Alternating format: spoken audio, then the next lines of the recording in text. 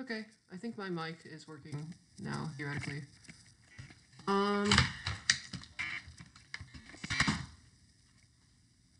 Hello. Can you guys hear me?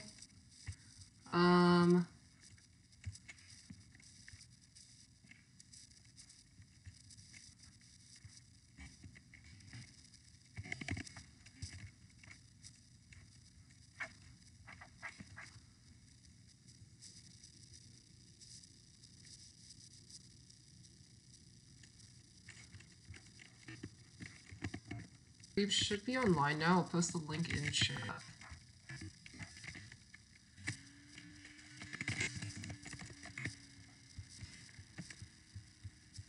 Cool. Let me pop this out so I can answer while doing this potentially. Can somebody try pinging me while I'm on the screen? So I'll see if desktop notifications will show up. Because then I can answer questions that come up, along with stuff that pops up in stream chat. Okay, yeah, I didn't get that ping. Oh, streamer mode. I guess streamer mode is enabled. Okay, try it again.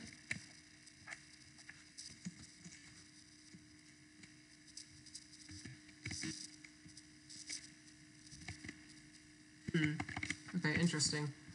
Am I not? I should be live. Unless I copied the wrong link, which could be the case. Oh my god, is it not?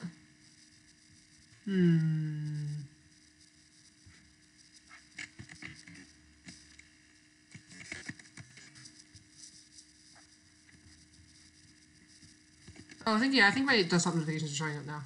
Okay, cool.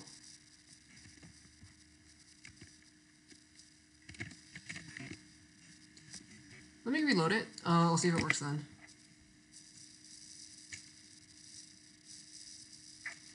Okay.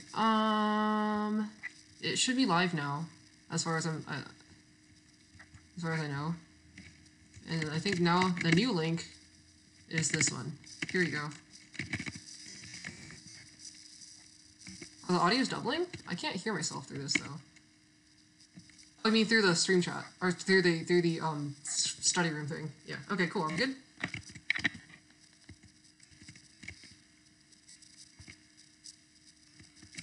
Oh my god. Okay. Yeah. I'll switch back to the tab, I guess. Because I can have my phone open just so I can see the desktop, so I can keep track of Discord while it's online. Let me go to my settings. Notifications. Wait. Bring this. Oh, lock off.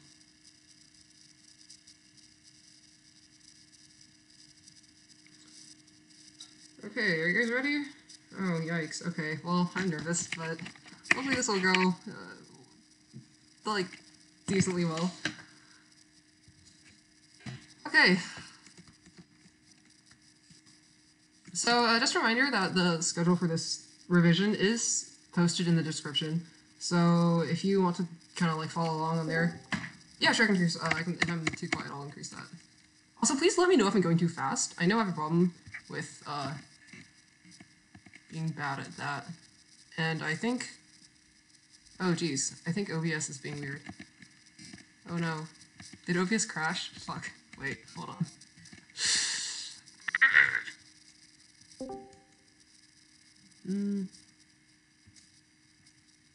Okay, OBS is being weird. What if I just increase my volume? I don't think that's gonna help. Oh my god. I don't want to close it because that's gonna end my stream. Can I just... God, sorry. I don't know why OBS just went blank. Sorry guys, technical difficulties. Hold on for like a second while this thing... Can't you just mute yourself on Discord? Can I mute... Should I mute myself? Since you have the live stream. Oh yeah, okay. Well, I mean, but the thing is, if I... Okay, fine, I'll mute myself on Discord, but if something comes up in the chat and I don't, like, see it because of desktop notifications or whatever, just, like, ping, or, like, say something, and I'll respond. Is that good? Mm-hmm. Okay. Okay, OBS is good now. Sweet. I'll turn up my mic. if that's better. Let me know my sound levels are good. Fraz.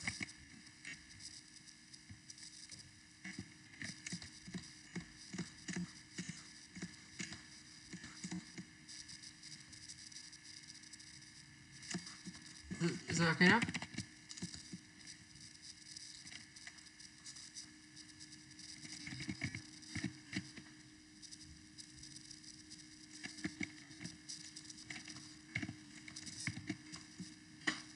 Okay, I'm assuming my volume is okay. Huh? Okay, I'll just start because no one's replying. Alright, so the basics of electricity and magnetism. By the way, tell me if I'm going too fast because I know I have a problem with that. The first thing you want to review is interactions between charges. Okay, right. We know that if you have like a positive and a positive, they repel, and if you have a positive and a negative, right, they attract. Okay. So that'd be pretty basic. You should probably know that. And so the next convention we're going to cover is the positive convention. Okay, the positive convention basically just says that in every single E&M scenario, unless explicitly specified that you're thinking from the point of negative charge, you want to look at the scenario as if you're positive charge. So this applies to like field lines and stuff. So if we have like a positive and negative charge, and we have like the field lines between that, right? It looks kind of something like this, right?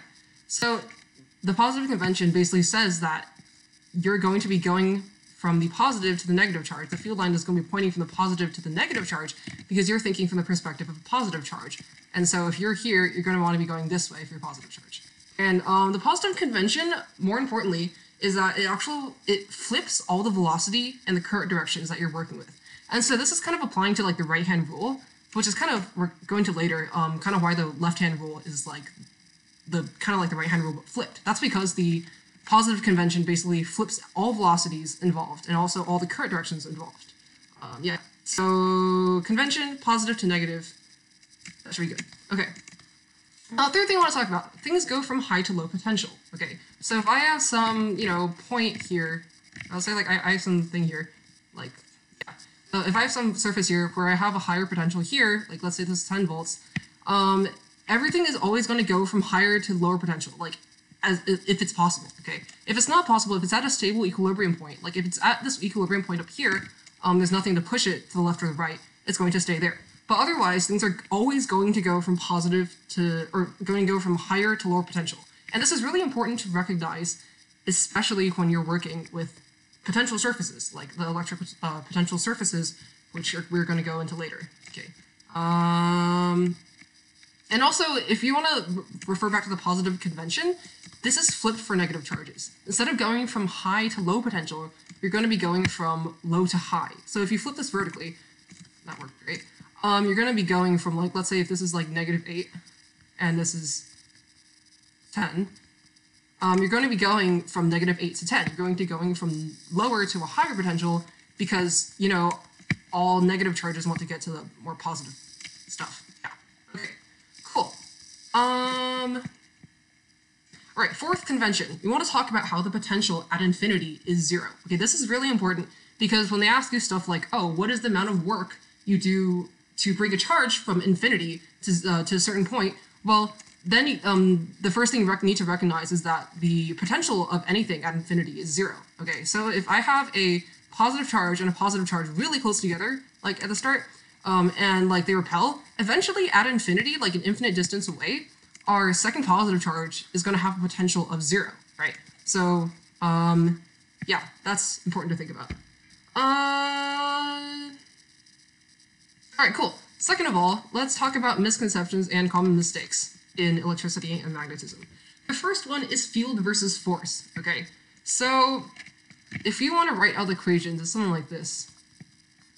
That was a great R. Force is equal to Q over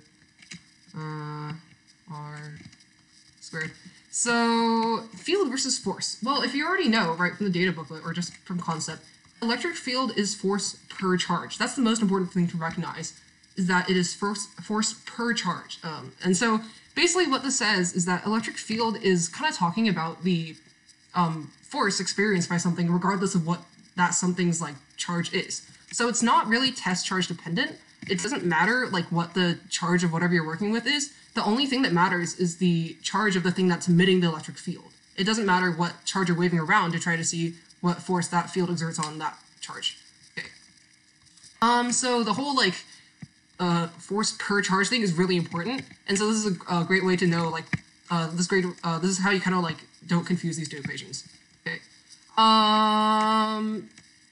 And also the second thing is kind of related. Okay, we have potential versus potential energy. Okay, potential is voltage. Actually, voltage is not potential energy. Be very careful with that. Voltage is potential and not potential energy. Okay, voltage is going to be kq over r, and then potential energy, E sub p, is going to be equal to kq over r. Okay, so the difference between potential and potential energy is that potential is potential energy per charge. Okay, the whole like per charge idea is really important because this is like these four equations people confuse a lot, I think, and like so like the whole important part is that like it's per charge.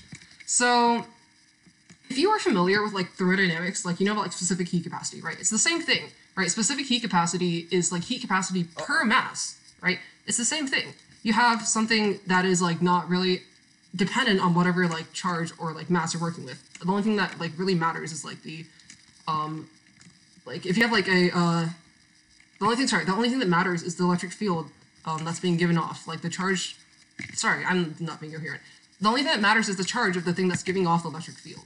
It's like this guy. This is the only Q that matters, not whatever Q like that's out here you're trying to work with. Okay, I hope that makes sense, and I hope that really clears up the whole like what is the difference between these four things. Okay.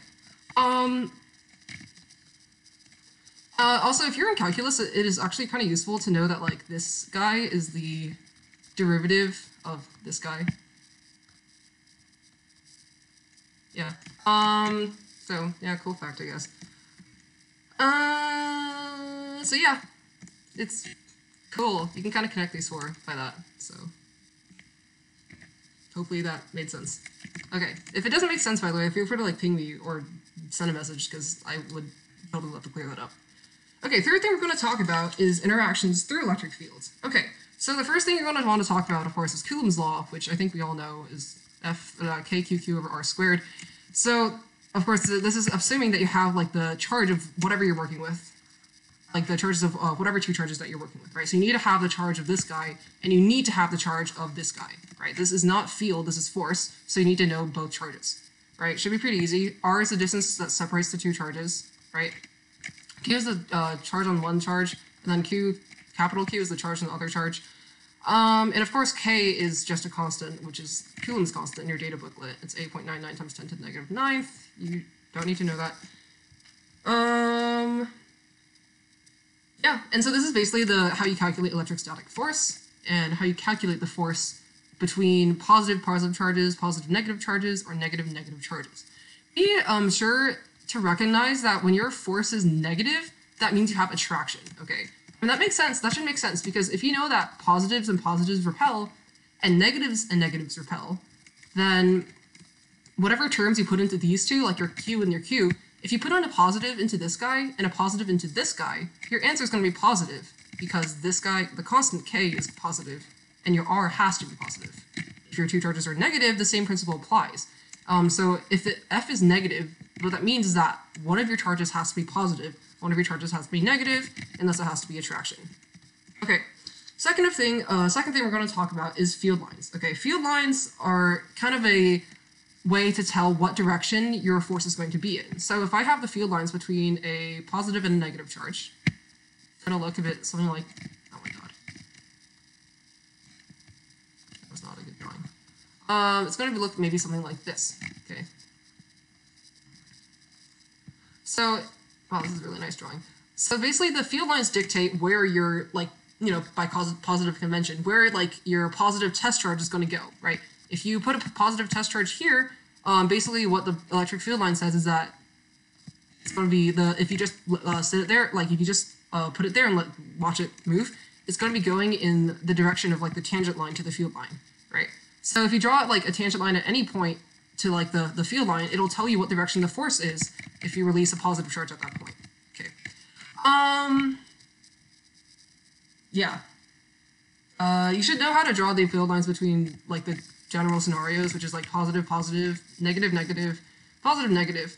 If you're dealing with stuff that has like different magnitudes, like if we have like 2q and like q here, you actually end up with like an equilibrium point. There's going to be like a line where you have equilibrium.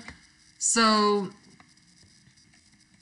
in this like scenario, there's going to be like one point in between here that like there's going to be equilibrium. Is there a line? Hold on. Because like basically your 2q is going to repel, right? If we have some positive test charge like here, the 2q is going to repel, but also the q is going to repel back. And so since the 2q is stronger, your like equilibrium point is going to be like somewhere over here. So that like the 2q is going to be like the 2q force is going to be weaker here to balance out the like the force from like the q here.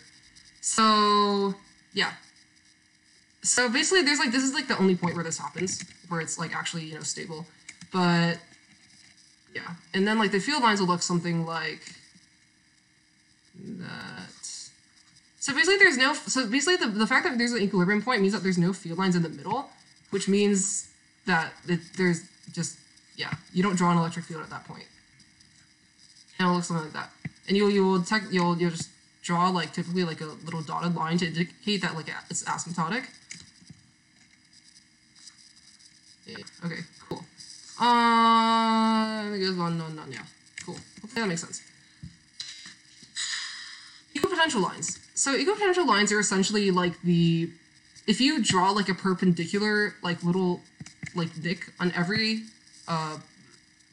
like a perpendicular line to like the field lines, you're gonna, and like you link them together like this, you're essentially gonna end up with what's called an equipotential line. And equipotential lines tell you, well, like where they're the same potential, where they're the equal potential, right? So we're talking about electrical potential here, by the way, not electrical potential energy, which is why your equipotential lines will tell you where all your voltage is. Okay, we have equal voltages. So you know, something like this, right? Okay, and we'll get more into this when we talk about electrical potential surfaces later. Yeah, so that's kind of the concept of equipotential lines. You're going to have the same potential along this line, and you're going to have the same potential along this line too.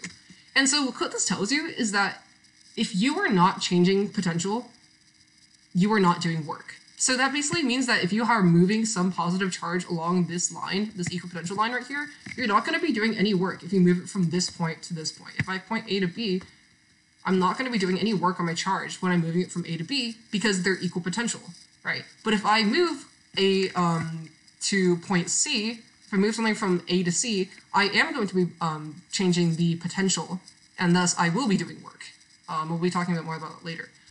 If you want to find the amount of work done, then you need to be able to calculate the voltage difference between C and A, like here, and you'll be able to convert that to work via the, like the work over charge the equation thing.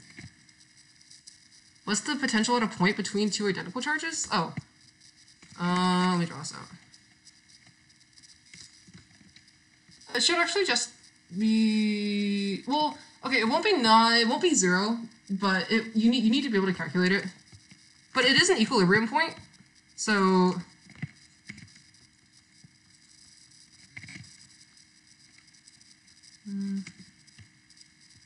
so like, if you have like some point here, your potential won't be 0, but your field will be 0. Okay, so you need to know the magnitude of the charges to calculate it, but you need, the most important thing to actually recognize is that your field is 0. So you need to be able to tell that just because your field is 0 doesn't mean your potential is 0. So yeah. I don't know, but if you wanted to calculate it, you'd have to use like the voltage equation, which is like KQ over R. So if this is R right here, then you need to be putting in, like, let's say this is Q, then you put in like your Q into here, and you figure out your voltage. Yeah. No, it actually won't be doubled, because if you kind of draw this out,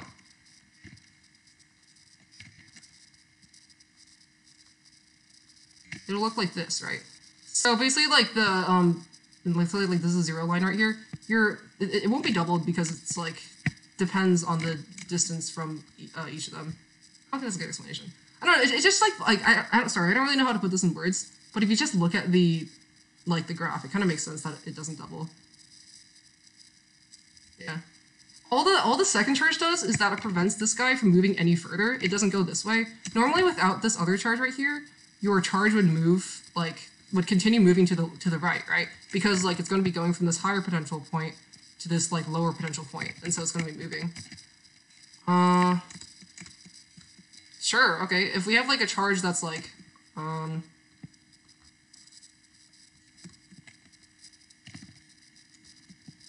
I just pick like numerical values. Let's say if my Q is like equal to 3 and my distance is equal to like 2. And let me draw the other guy again.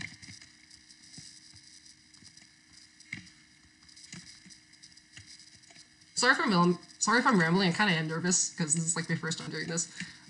So if you have this scenario, then your V is just gonna be equal to K times 3 over 2. So your voltage at this point is equal to like whatever that is. And K is of course just 8.99 times 10 to the negative 9. If you like just plug that in, that should give you the voltage at that point. And actually, if you want to take this further, it actually also gives you the voltage. If you convert that voltage to work via this like voltage equals work over Q relation, you can actually figure out that and you solve for work, which is equal to VQ. You can actually figure out that the work it takes to bring this guy, this charge, or to like bring something in from infinity is like that's like the amount of work it takes to bring that thing in from infinity to this point right here. If you have this positive charge. 10 to the positive 9? Oh, sorry, yeah. It probably is to the 9. Oops. I was thinking of elementary charge, which I think is 1.6 times 10 to the negative 19th. Anyway, sorry. But yeah. Hopefully that makes sense.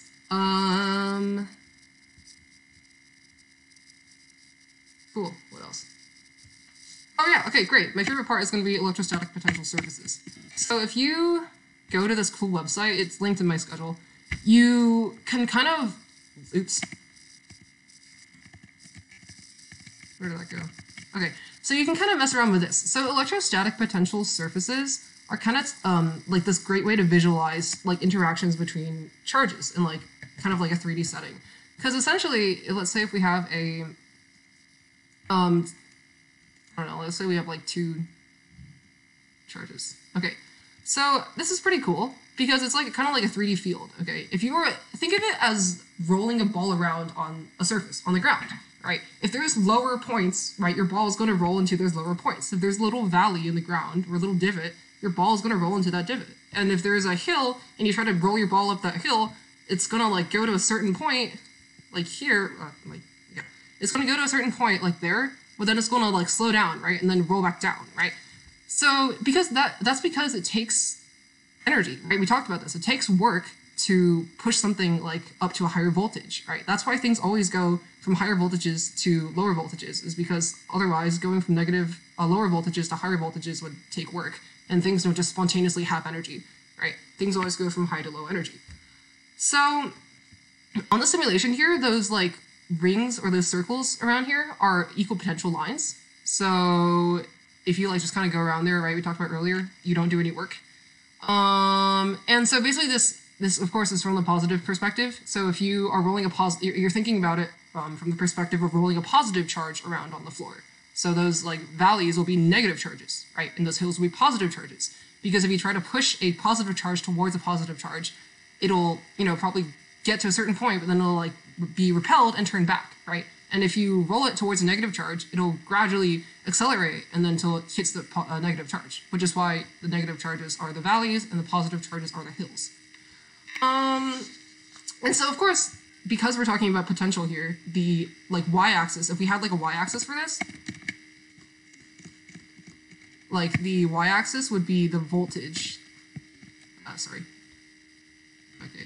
The y-axis here would be voltage and not like potential energy. Right? We're talking about potential and not potential energy. So yeah, in this simulation, right, the positive part, the positives go from positive to less positive. But if we flip it upside down, and you can't really do that on here, but if we flipped it upside down, that's how you think about negative things. So let's say if like we, okay, can I like screenshot this and I'll flip it in my program. So now when we flip the thing upside down, you can kind of think about it in the terms of the negative charge. So if you're thinking about a negative charge rolling along a floor, right? If we establish that this is like a negative charge to the valley and like the hill was like a positive charge, the negative charges rolling around are going to want to go for those like positive charges, right? And they're going to be wanting to push away from those negative charges. And so you just kind of flip the surface upside down if you're working with negative charges, because they want to be, because they're being repelled from those negatives and they're being attracted towards those positives, right? So yeah. So negative charges, instead of going from more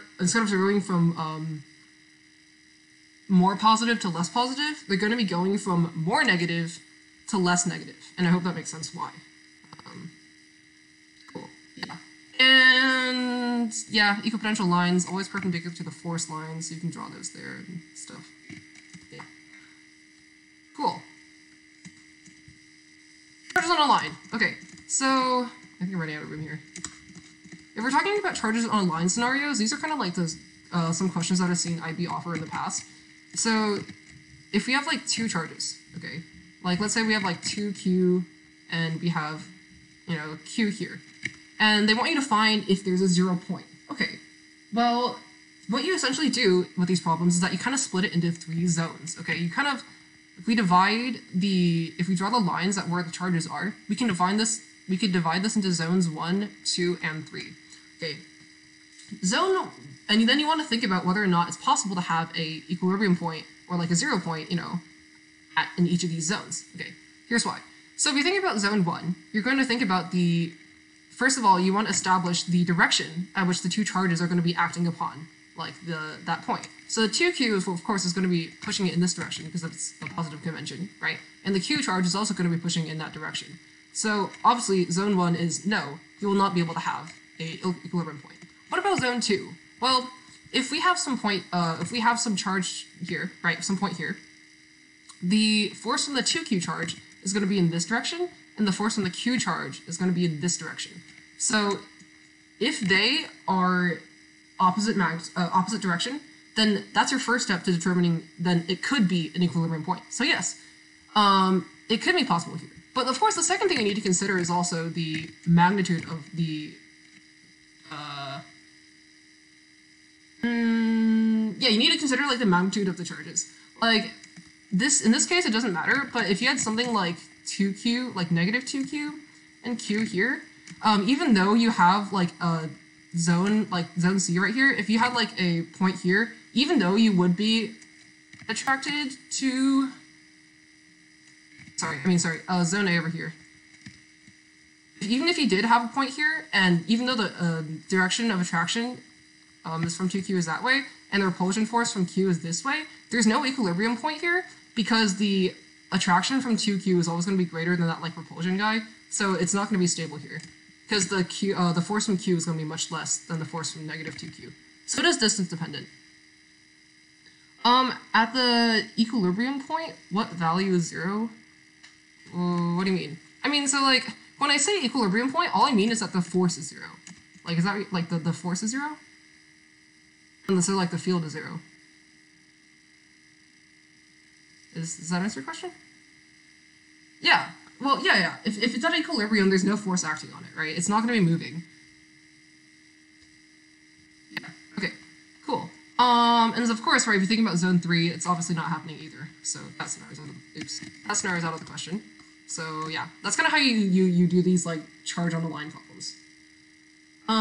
So yeah, the biggest thing to remember is first you want to check if they are opposing directions. And then the second thing you want to check is whether or not like the magnitudes of the charges will allow that to happen, right? Since like electric force is distance dependent, right? The farther you get from this guy, the weaker his pull is going to get, or his repulsion is going to get. And the farther you get from this guy, the weaker the force is going to get. So make sure you check those. Yeah. Cool. Doing work on a charge. So, like I said earlier, we're kind of revisiting this concept. If I have some charge here, and I want to find, let's say they tell you to find like the amount of work it does, like to go from point A to point B. Okay. Well, since we know that the voltage equals work over charge, actually let's talk about this waiting for a second. Why does this work? Well, if we know that work is equal to like F times force times distance, you can actually like derive this by plugging in your, I think, Coulomb's law into this, which is like KQ, Q over R, and like this is R. So like it cancels, and you can like plug in some other stuff to get to cancel. And eventually, essentially, you end up with this guy. Yeah. I'm not gonna do the full derivation, but you can search it up, and it actually works out, which is why, like, where this equation comes from. And so, essentially... Wait, Arba, did I answer your question? Sorry, I didn't see chat.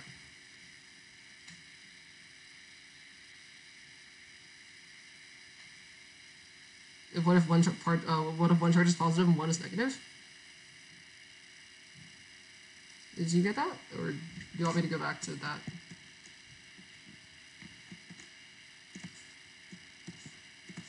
Yeah, I can revisit it, I guess. Okay.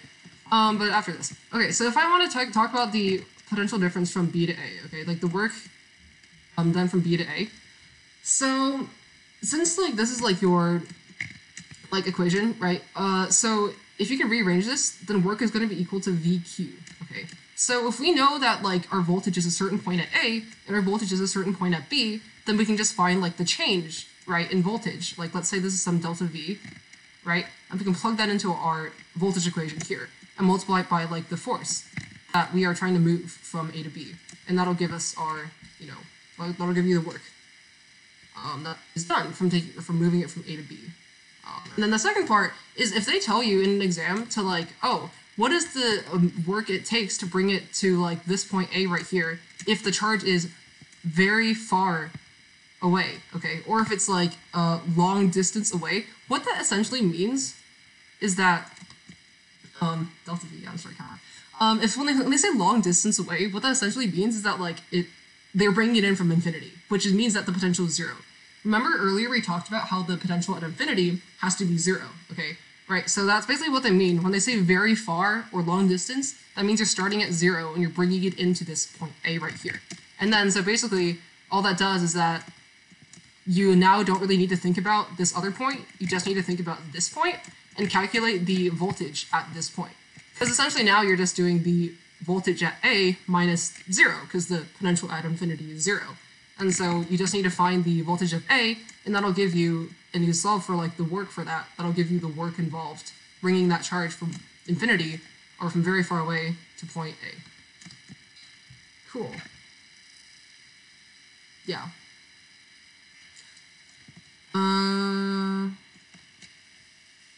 The particle, the Q in VQ is the particle of the moving charge, or the charge of the, in VQ?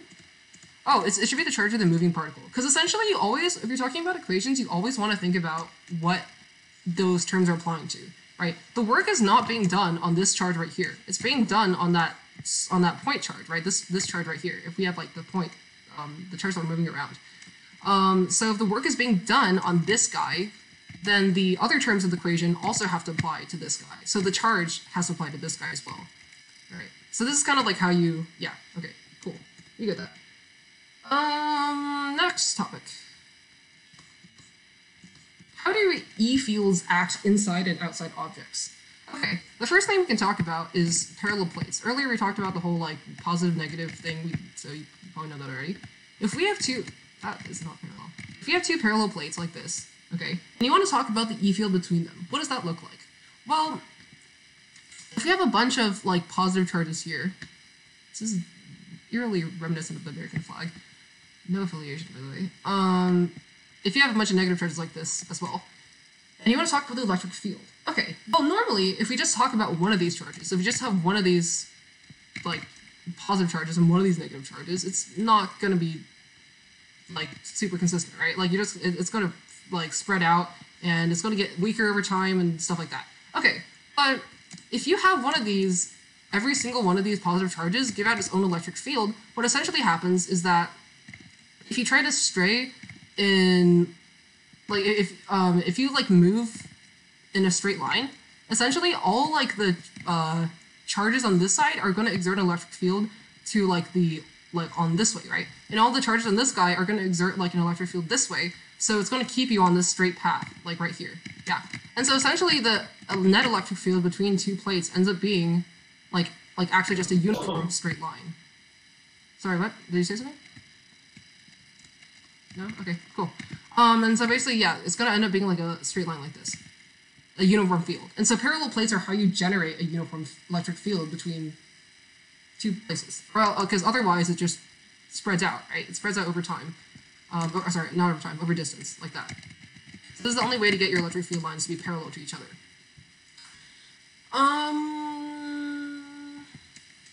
And then, of course, at the edges, you want to talk, you should be thinking about how to act at the edges. This is called the fringe effect. Okay, the fringe effect is what happens when you are at the edges of a capacitor, or not a capacitor, well, this is a capacitor. This is what happens at the edge when you have charged plates. So essentially, because it is no longer really having that same like equal force from both directions sort of phenomenon happening here, it's gonna like act in the same way that a positive and negative charge act like, you know, here, right? Like this field line right here. It's gonna like have that arcing pattern where it like will initially be totally repelled in this direction, but over time as it gets further and further away from the positive charge, it's going to be more and more attracted to this you didn't see this. It's going to get more and more attracted to this negative charge. And so it'll arc back down and try to connect to that negative charge, which is where you get the fringe effect happening. Okay. And something, I actually saw this in a question someone sent the other day. The electric field between these plates is constant, okay? Yeah, well, sorry, we knew that. I mean the force. The force between these plates is constant. The force from this guy, even though, if you just think about like the... please. Okay, if you just think about the force from this plate for a minute, even though the, as the farther and farther away you get from this plate, like the force is decreasing, so like the force at A is going to be stronger than the force at B, this is supplemented by the force from the other plate, right? So the farther and farther you get from the positive charges, the greater, the weaker their force gets, but then the greater and greater the force from those negative charges gets. And so you're going to be repelled less here, but attracted more, and repelled more here, but attracted less. So the force evens out, and of course this works in the middle as well, where like the forces of attraction and repulsion are equal, and so yeah.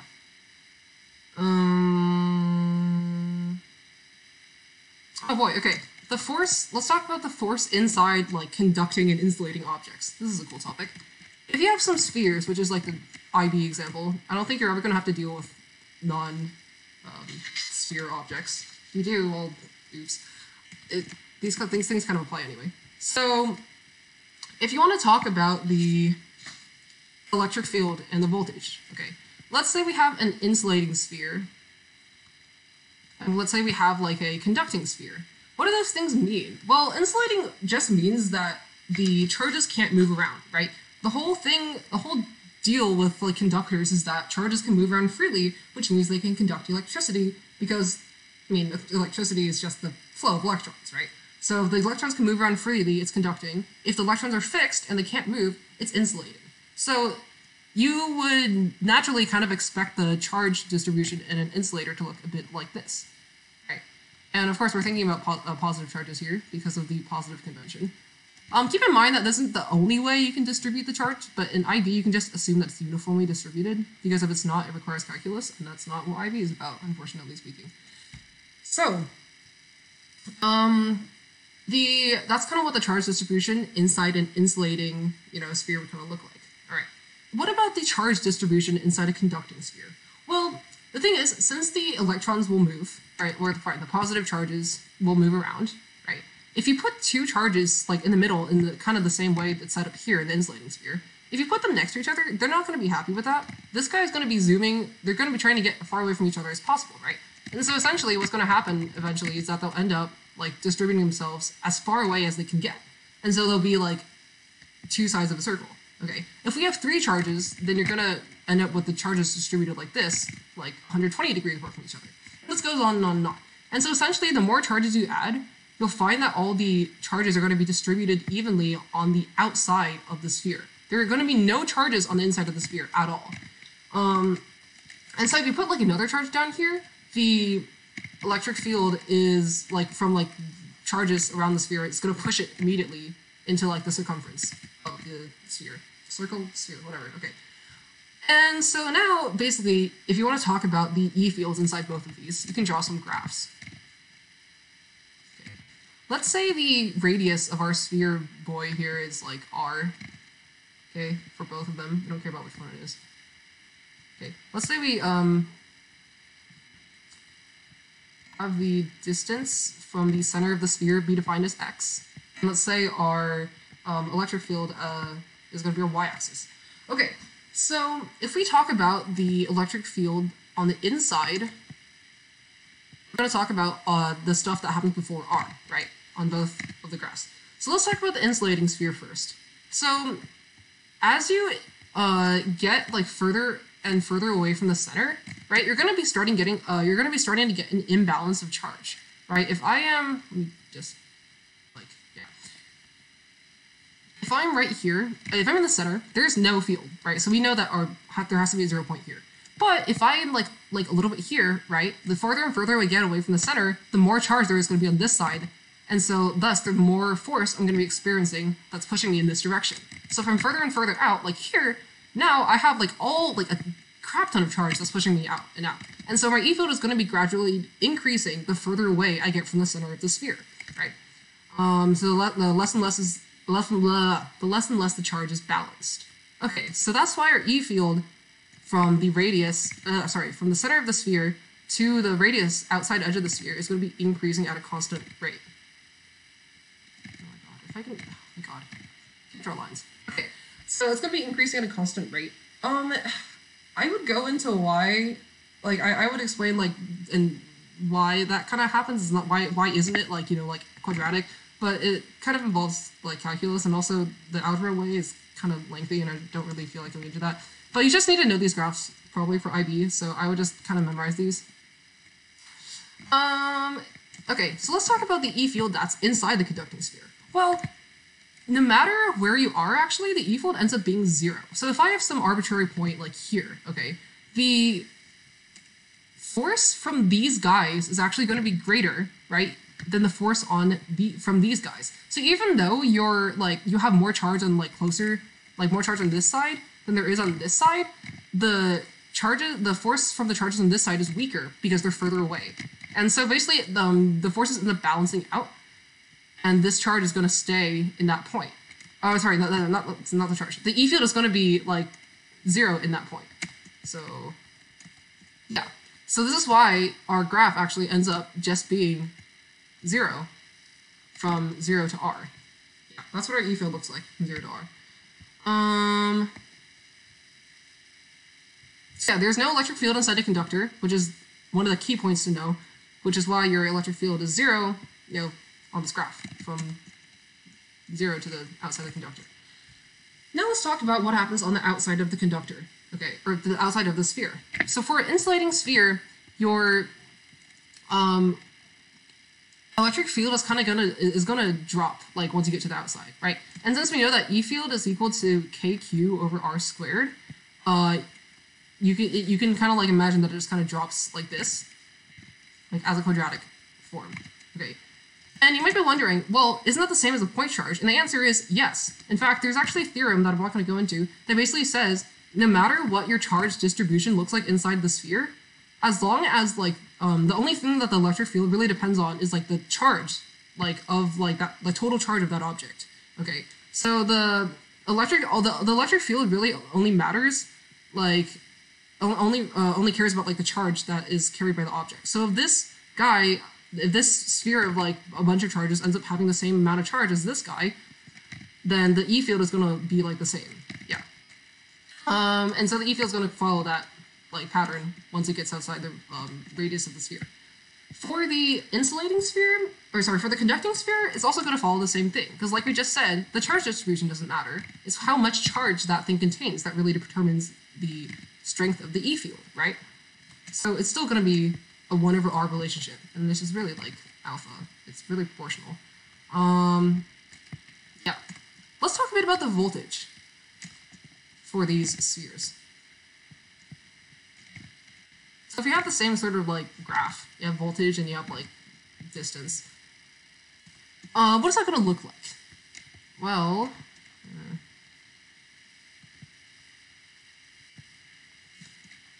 as you, like, go from the 0 to, like, the outside of the sphere, it actually ends up being quadratic for reasons I really would rather not explain. It's because like if you know calculus, like E is equal to dv over dx is like negative dv over dx, so it actually checks out because this is whatever r, and this is like this guy's derivative is just that guy. But the actual reason behind it kind of involves a lot of math, so I'm not going to really go into that. But you should just know this. And then for like the conducting sphere, the voltage is going to be constant. Okay, and this is actually something you can just explain like without really having to talk about the math. Because essentially, if you're not changing E field, right, the potential isn't changing, right? There's nothing to be changing the potential energy because there's no like work that could possibly be done inside a area that has 0 E field, right?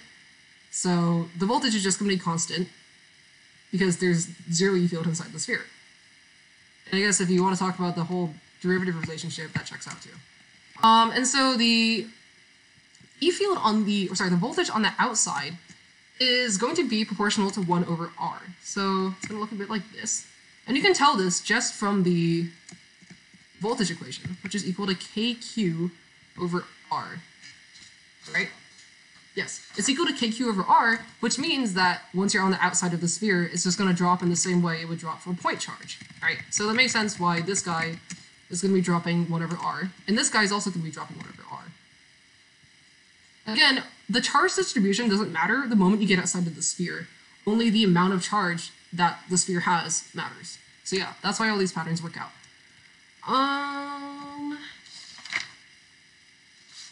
Is there anything I didn't cover? Okay, yeah. Let's talk a bit about gravity. Gravity is pretty cool. You might have noticed that those equations, like all these like voltage and like field equations and crap, all like pretty similar to like the gravity equations. Okay, I don't want to write out like a crap ton of equations, so I don't just pull up that thing I made the other day. If you look at this graphic, and this is pinned in the chat by the way, in the Discord chat, you can look at all the parallels to gravity, right? Essentially, the main thing is that charge and mass are kind of two sides of the same coin. They're basically analogous to each other. And in any gravitational equation, if you have mass and you substitute that with charge, and you of course replace like the appropriate constants, it'll basically be the same thing. So if we compare like, you know, Newton's law of gravitation, which is G equals F equals G m over r squared, and compare that to Coulomb's law, which is this, k q over r squared, you can see the parallels, right? You have your two masses, and they want Calac? No. You can compare the two masses, and you can compare two charges. You basically just sub in the k for g because they're constants, and no one cares about the constants.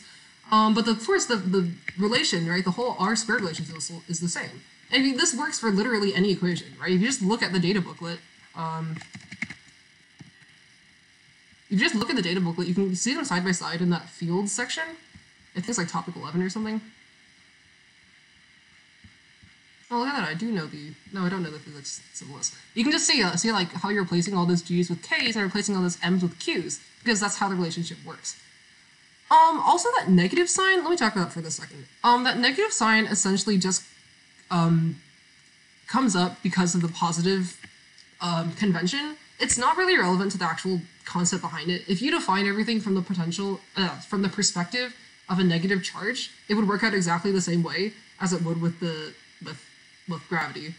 And I'm talking about the negative for the electric stuff, by the way, not the gravity stuff. But yeah, that just has to do with the positive convention, and I wouldn't worry too much about it.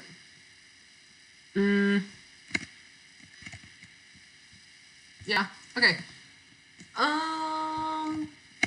So yeah, I would suggest kind of like, if you understand gravity, you kind of understand like fields, because like they're both like pretty much analogous fields. So yeah. And also, I want to talk a bit about uniform and distance dependent. So if you're talking about uniform fields, that just means that all your field lines are equally spaced like this, right? But with distance dependent, which is what you kind of work with more in E&M, is that like stuff decreases over distance, right? The field lines spread out, right? So, if you like, remember when you were in like HO1 and you were working with stuff like MGH, that stuff was all uniform, right? But like when you get to like the distance dependent stuff, then you have to consider like the whole GMM over R stuff because then it does depend on distance, right? That's why the MGH doesn't have a radius term. Doesn't depend on how far away you get from. Well, it does, but like it's proportional, right? It's not 1/R. It's a proportional relationship, not a 1/R relationship, right? So because like your potential energy is going to be increasing proportional to your distance in a uniform field. But for a distance dependent field, it's going to be increasing like from an inverse relationship. So yeah. Cool. Yeah. So that basically covers all of I think electric fields and forces. We can take like a short 5-minute break before I go into magnetic fields and forces. And then after that, we'll be going into circuits, which is our final section. So if I end up with enough time, I will be covering capacitors, which I originally wasn't planning to do, but I would totally love to do if I had time to do it. So yeah. Okay, we'll be taking like a 5-minute break, and I'll go drink water because my mom is yelling at me to drink water. Right now it's 7:57 for me, so we'll be back in like 8:02. Math. I can't do math. Why am I in calculus? Yes, we're going to go through Kirchhoff's laws. That's going to be in the circuit section. Do you want to look at the schedule I have for today? It's here. That might be the edit one. Hold on. Yeah, if you look at there, it should tell you everything I'm going to be covering for circuits. So yeah, I will be back shortly.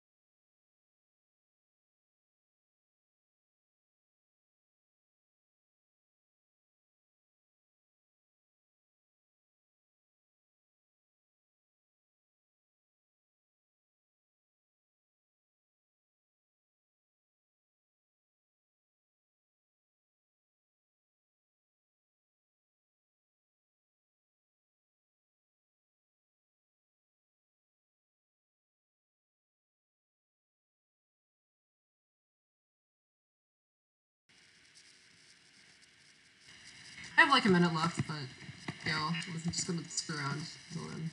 Let's draw some cool photos, drawings, whatever.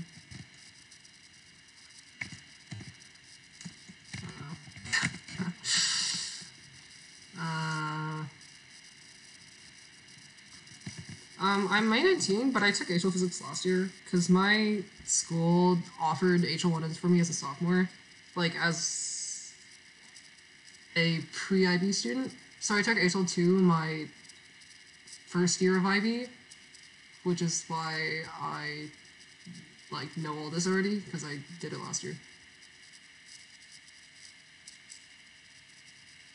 Anyway, am I out of time now? I think I'm out of time. Okay. Let me send a message.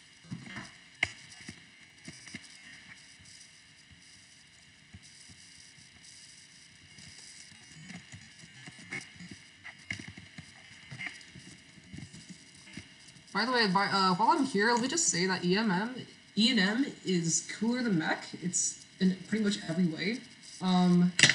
If you didn't know, no, wait, I don't think I have it right now. If you didn't know, E&M is just amazing. It's my religion. I love it. Even though I'm not, like, the best at putting into words. But, yeah.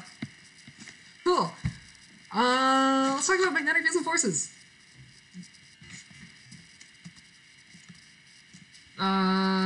Yes, I am Asian, actually. But, so... Okay, so let's talk about some basics with magnetic fields and stuff. So, oh my god, Callie. So, okay, let's talk about B fields. B fields are magnetic fields, right? That was amazing. This is great handwriting. As you can tell, I am so good at this. B fields are essentially the counterparts to E fields, right?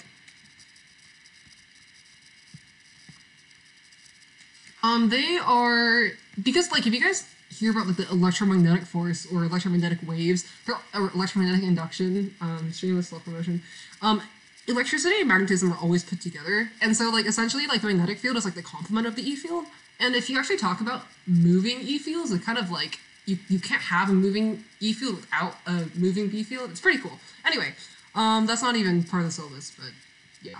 Okay, so... the basics about magnetic fields, there really isn't a lot of conventions. Oops, my cursor's glitching. There's not a lot of conventions that you need to know. The only one I'd really bring up is like the whole into the page, out of the page thing. If you're not familiar with the symbols, or like you don't remember them, this means into the page. Wait, no, I'm sorry. This is out of the page. And this is into the page. Essentially how this works, how you can memorize this is that, like, if you know, like, what an arrow looks like, you have, like, something like this, right? Right. So essentially the tail of the arrow, if you look at it from behind, it kind of is like a X shape, or like a cross shape at least. And then, like, the tip of it is just gonna be like a circular point. So that's kind of how you can remember, like, the whole in the page, out of the page convention. So yeah, that's really it. You need to be very sure not to confuse up, like the term up in this unit. So up does not mean out of the page. Like usually when you're talking about a piece of paper and you say up, you're gonna like lift your hand off the page, right? No, that's not how this works. When you're talking about into the page, out of the page, and when you're talking about up in the E&M unit at least, up is just like north. Okay, north, south, east, and west. Yeah. So up is this way, out of the page is this way, like towards me, the screen. Yeah. Okay, don't get confused on that. Okay, let's talk about the fun stuff, which is, you know, the right-hand rule and all that crap you didn't want to ever think about ever again.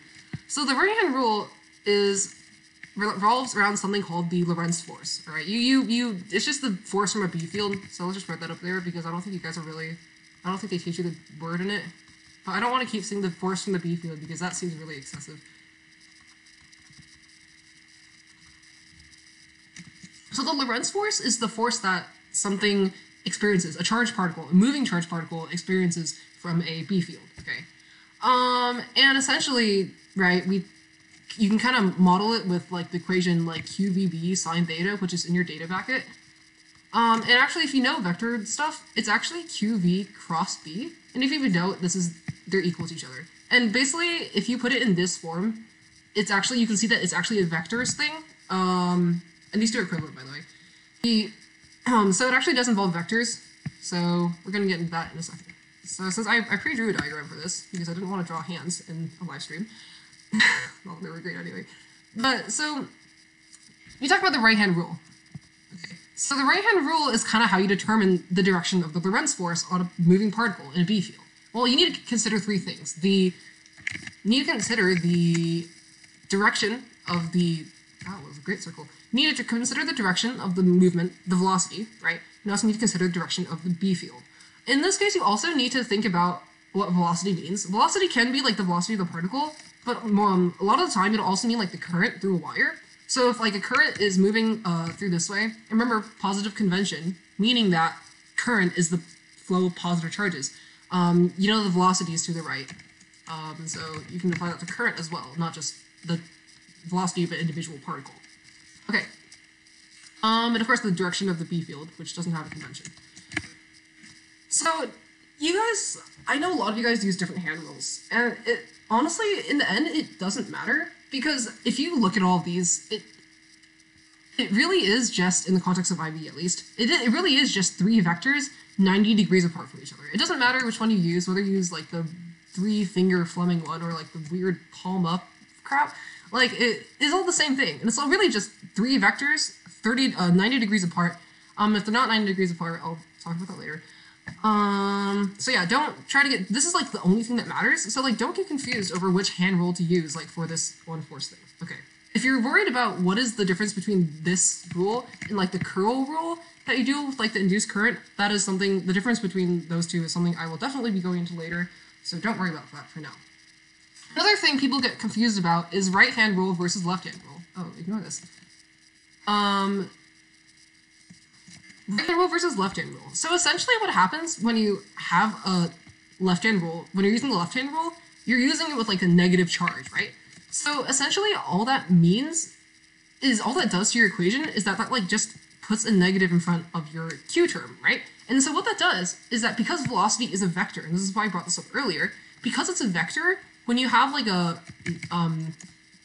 positive charge, which is normally like the velocity is in this direction, that means that the negative charge, right, is going to be moving in this direction. It's the same thing, right? If you have like negative current versus positive current, that's the velocity will be switched.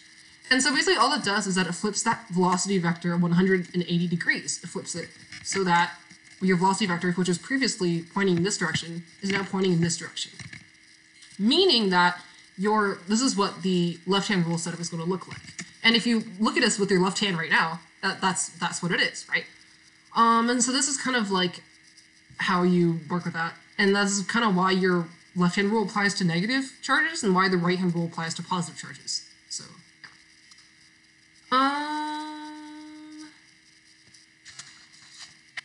what else? Okay, cool thing to talk about is the Lorentz force's role as a centripetal force. So, as you know, probably from the circular motion unit, is that centripetal forces are always going to be perpendicular to your tangential velocity. Okay, if I have some charge moving this way, and my force is always going to be perpendicular if it wants to be centripetal, right? So, and if I have a centripetal force like this, and my velocity is like this, it'll push it into like a circular motion orbit that looks a bit like this. That was a great drawing. It's gonna be moving like this, right? Okay, so this is essentially what the magnetic force does, or the Lorentz force does. I want to be very explicit that even if your that the Lorentz force is always perpendicular to the velocity of the object, charged object. Okay, and this doesn't matter even if they're not perfectly perpendicular lined up to each other. Let's talk about why. Okay, if I have a particle, let's make it positive because conventions. And my magnetic field is at like an angle, okay? It's at like this sort of direction.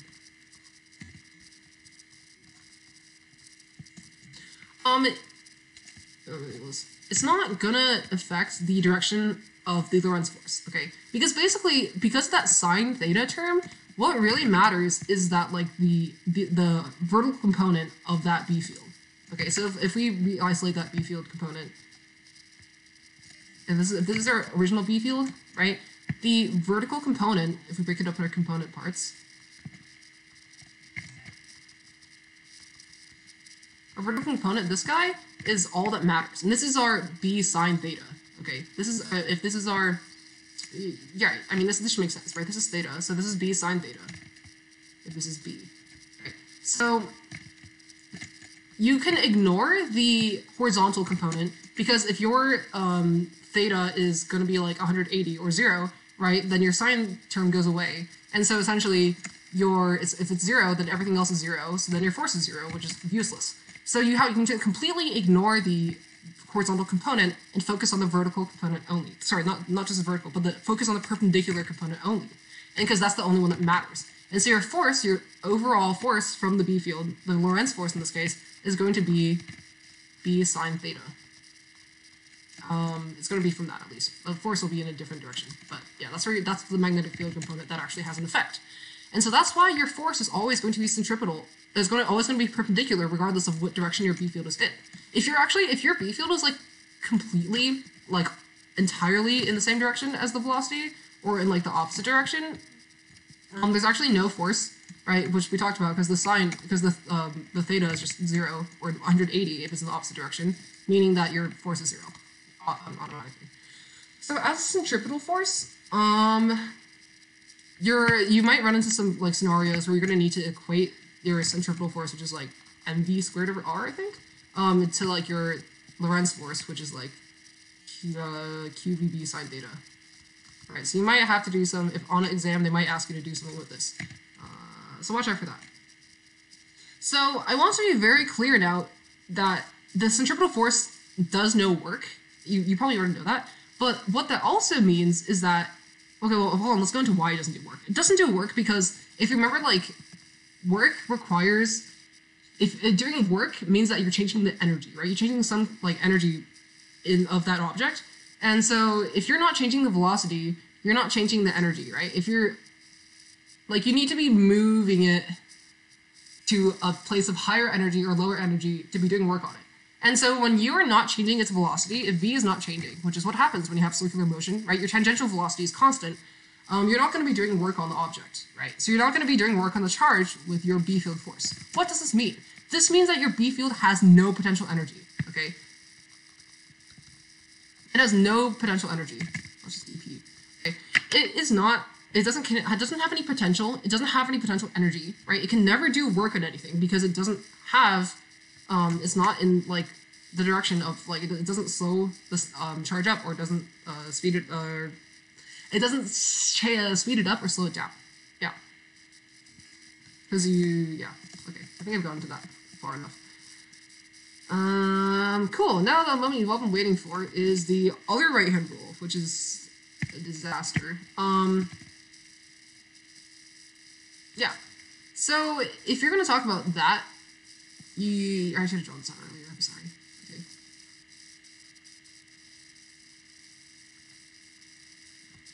That's a great film. Whatever.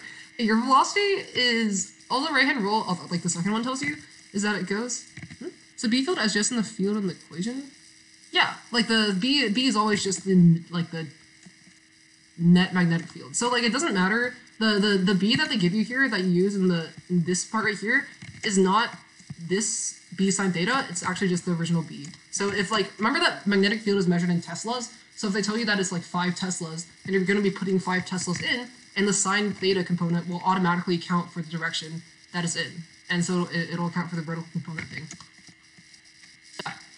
Good question.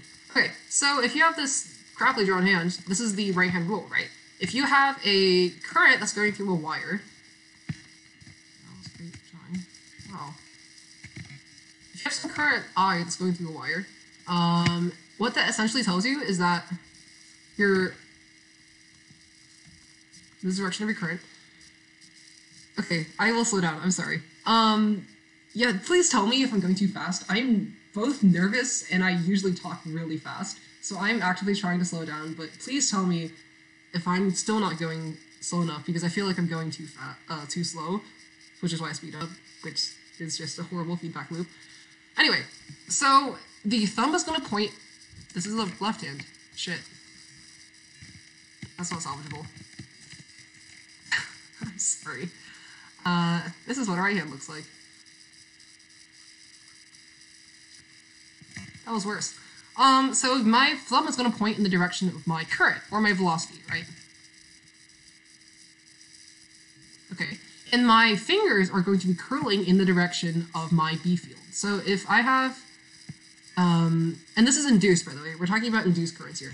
So if I have some, thank you, if I have some current I flowing through a wire, it's automatically going to be generating a B field, like on its own. Okay, let's move this a bit, sorry.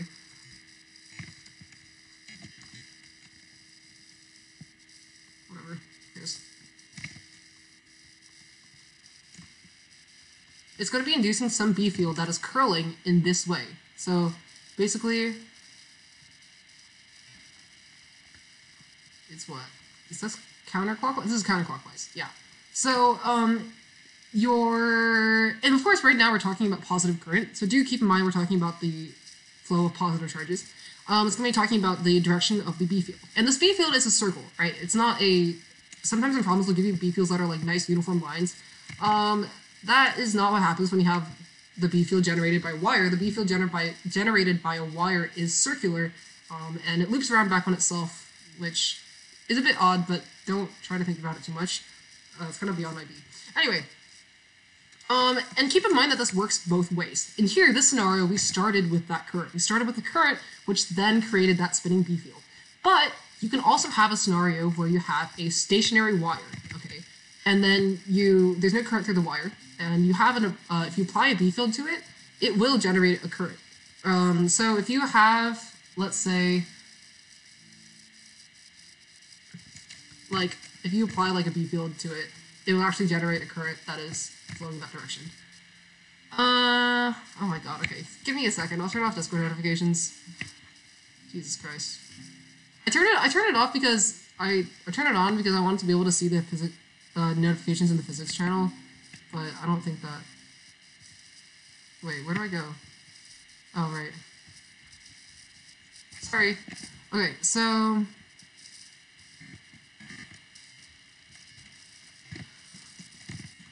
Anywhere was I? Yeah, so this works both ways. It both works so you have a current that creates a B field, or a B field applied to a wire that creates a current through that wire. Yeah. So, two ways. Now we want to talk about the right-hand rule versus the left-hand rule. So if I just copy a beautiful drawing here, it's basically the same like scenario with like the Lorentz force one. It's essentially just a matter of whether or not you're thinking about the positive current or the negative current. So in the scenario that you're dealing with like negative charges, like they'll tell you, oh, if I have negative charges flowing through a wire, then that's your key to think, oh, wait, I'm not just talking about the positive current, I'm thinking about actual negative current, right? Flow of electrons. Yeah, so when you use the left-hand rule when you're talking about the field generated by a negative current. And this, you might wonder if this code is consistent with this like direction, right? Because this is just a convention. It's not how things work in real life. So yes, and the answer is yes, it does check out, because if you have a negative current, it just flows in the opposite direction of the positive one, right? So your I will then be flowing downwards, which checks out with the negative, with the this hand rule, because now all your thumb is pointing downwards, which means that your fingers curl counterclockwise, so it still works. Cool. Yeah, so it just works like the Lorentz hand rule, where the positive convention just flips so like the velocity term just flips because the charge, yeah. I'm just rambling this one. So let's talk about the right-hand rule versus the right-hand rule. That did make sense. Let's talk about the right-hand rule for curl, like the induction one, like this one, versus the right-hand rule that we talked about earlier, the three-fingered one. Okay. So essentially, how this works is that this right-hand rule right here, like this Lorentz force right-hand rule, talks about the force on an object, on a moving charged object from an existing magnetic field. Okay. Whereas our curl rule talks about the B field that, like, it talks about like the magnetic field that is generated by the motion of a charged object. So the B field doesn't exist initially in this scenario, whereas like it already is here.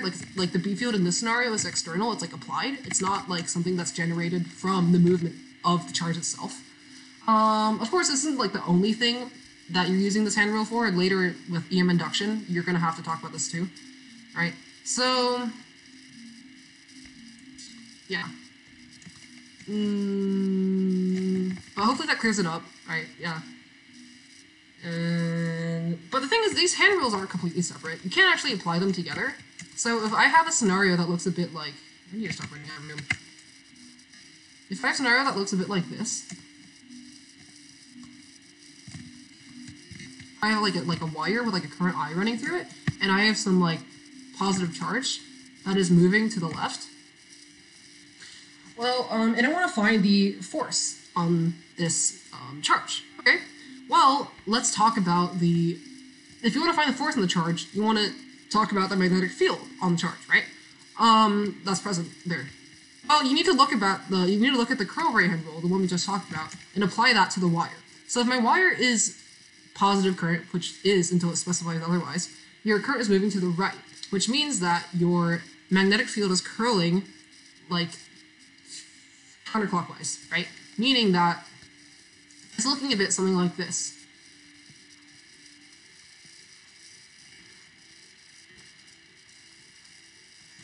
So what does it mean? Well, that means that your magnetic field is what? It's coming out of the page, right?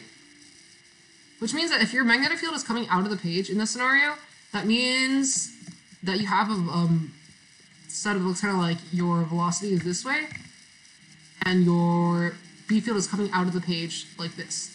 Right, so B and V. And from the right-hand rule, you can figure out like this right-hand rule right here.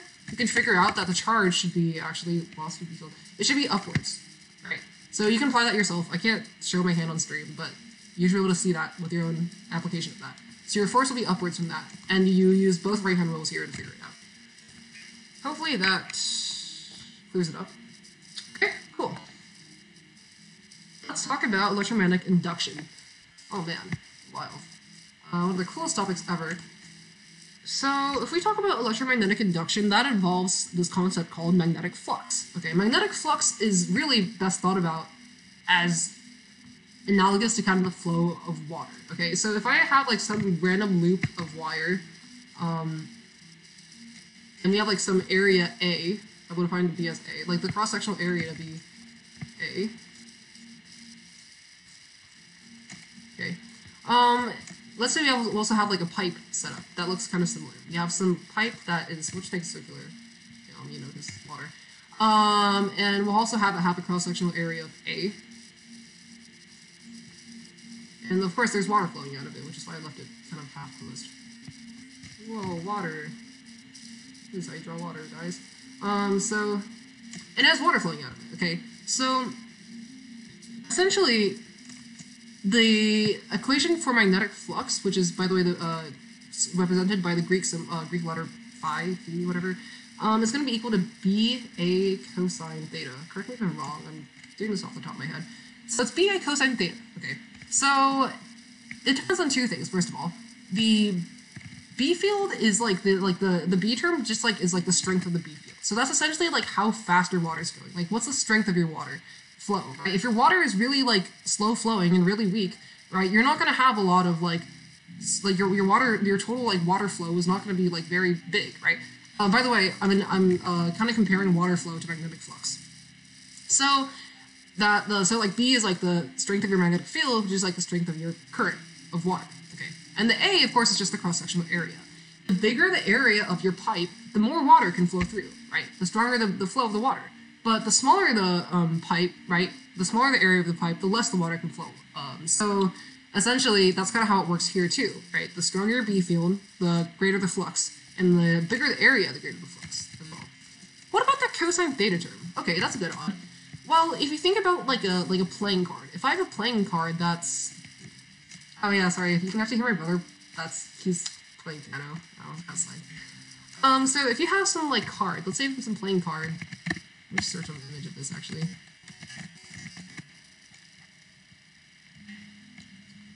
Look at stock photos in the stream. This is amazing. It's this generic playing card.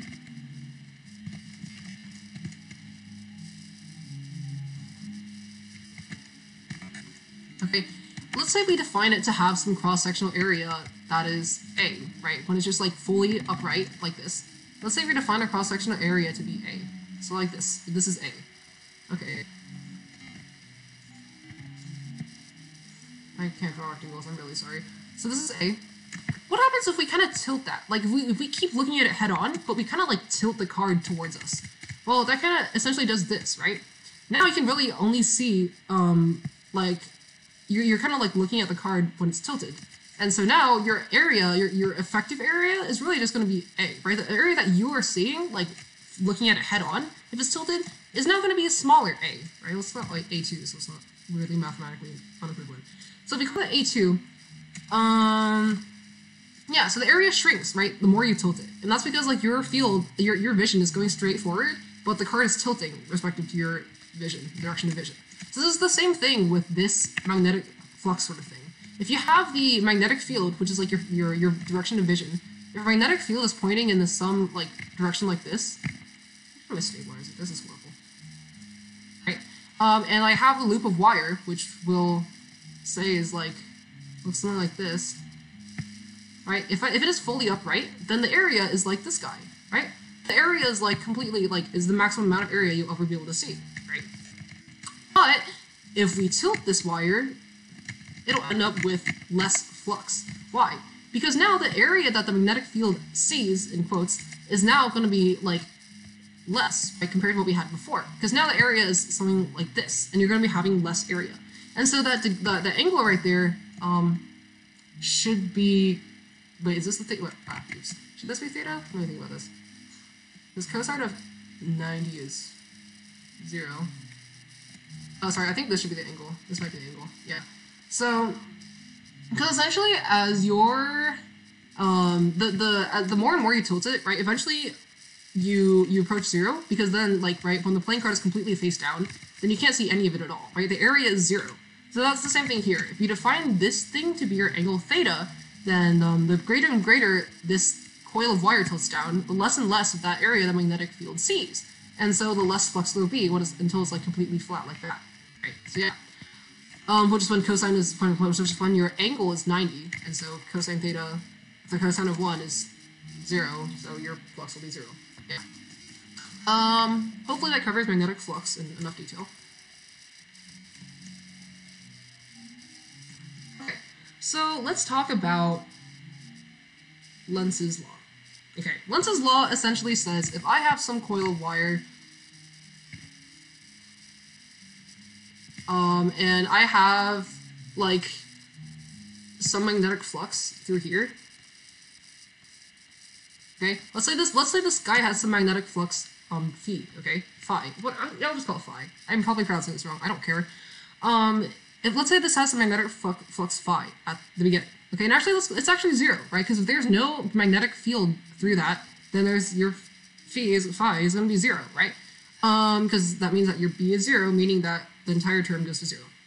But what if you introduce an external magnetic field and you apply that and let's say it's going out of the page? Okay.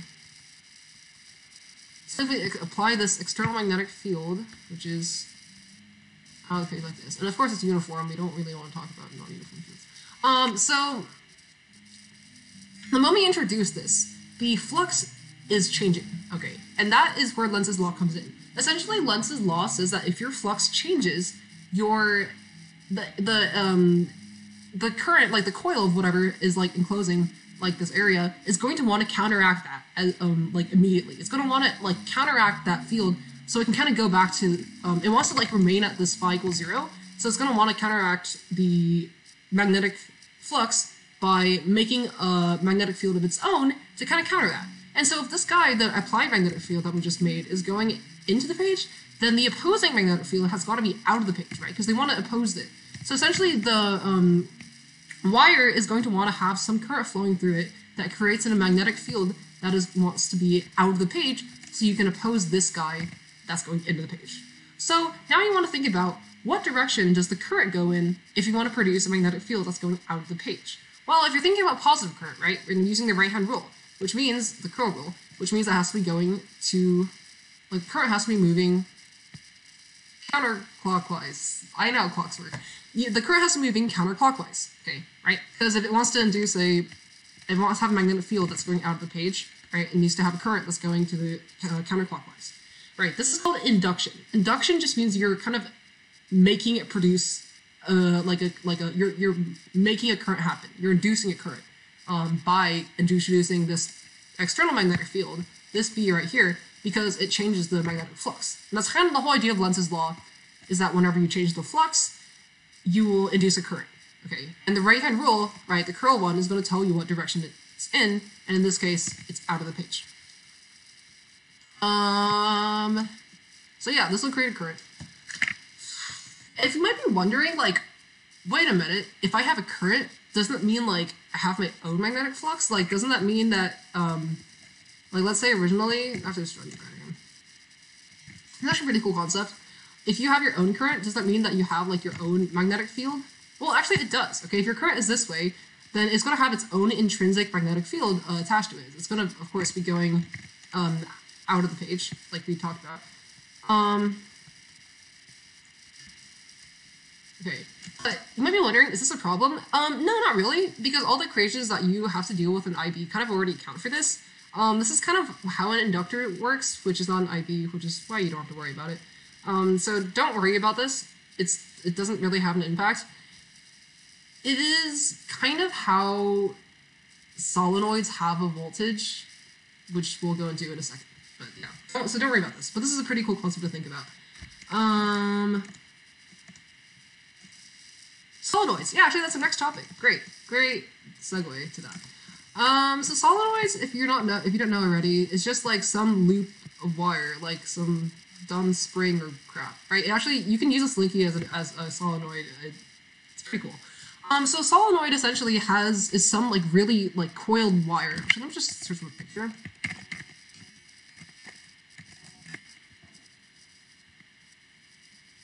It's just this. Cool, right? It's some wire that is like coiled around like a bunch of times. And what it does is that like it's kind of used for a lot of things, but I think in the context of IB, they kind of want you to like think about it as something that can have a voltage across it. So essentially this thing has like n turns, okay? Let's say it has like some number n turns.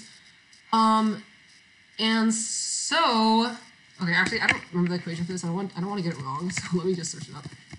But the solenoid has like n turns of wire in it. And so each of these little turns right here is like a little like loop of wire, a little circular loop of wire, okay? And this circular loop of wire has some cross-sectional area A.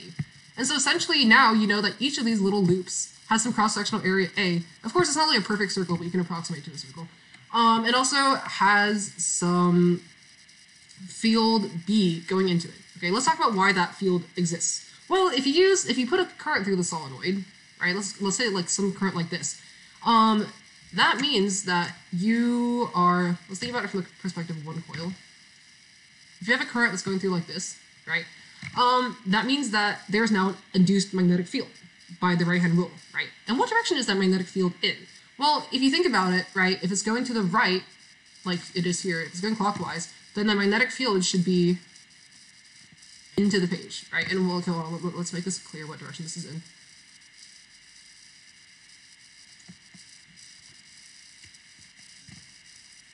So this is coming towards us. So the induced magnetic field is going to be into like, kind of like this, well, it's going to be out of the page, sorry. It's going to be out of the page here.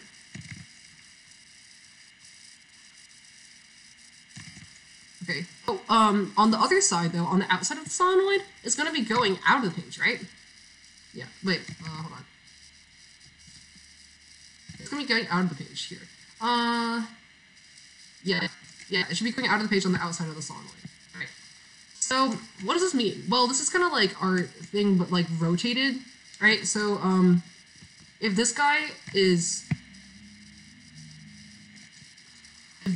like this part right here, and this guy is like this part right here, essentially what this means is that your overall magnetic field is like this way, right? Let me draw behind it. That might be easier to interpret. right? The magnetic field inside the solenoid is going to the right, whereas your the magnetic field outside of the solenoid is going to be going to the left. So what it does is essentially it actually curls back around. Remember that magnetic fields are always circular, or not circular, they're always going to be like looping, right? Which means that your magnetic field is actually going to like loop around like this. And of course this applies to the other side, like that. I'm not going to draw that because it overlaps, but that's essentially how this works, right? And so that loops around back like that, and this creates like loops of magnetic field that go on and on and on and on and on. And so basically what this means is that you now have a cross-sectional area A with some magnetic field B, right? Which is like this. Meaning that what? You have a magnetic flux. You have some flux phi, okay? What is the total magnetic flux of the solenoid? Well, that's very kind of instinctive, right? If you know that the cross-sectional area of each turn, or of each loop, is like BA, right? And you know you have like n number of turns, then your total magnetic flux should just be equal to NAB. And of course the cosine theta term, or NBA, fine. NBA, cosine theta, and the theta of course is not, yeah, it's like from the thing we talked about earlier. And so this should make sense because like each one of these circles is just one of the turns, right? So if you have n turns and you have a B, magnetic field going through it, and you have a cross-sectional area A, which is constant for all these, by the way, they're never going to give you like a solenoid that looks like this. Right, that's not going to happen. Okay, so this is essentially like the equation you can use to find the total magnetic flux of a solenoid. Okay. Well, what does that do? Like, what can you do with that? That's a good question. Well, I just said one question. It's great. That's okay. So, you can actually kind of you can make a voltage with a solenoid. This is kind of the whole idea of using solenoids as like voltage like things, okay? Things that generate a voltage, okay? So if you want to find the voltage generated just in general, like because there's a current through it, because there's a current, I think the equation is d phi over, d phi over dt. So essentially if you can find the change in the magnetic flux, right, and of a solenoid, and you can apply that change over how long it takes to change it, that will give you like the voltage, essentially, across the solenoid. And that's all really IB wants you to use it for. Yeah, and it's negative, I think, because of the positive convention or something like that. I don't know, I never really investigated into that. Actually, no, it's negative for other reasons, but it's not something you cover in IB. It's a calculus thing, so I wouldn't worry about it. Anyway, I think I'm going a bit too fast, sorry. I'll slow down. Yeah. Is that everything? Let me check if I got everything for inductance.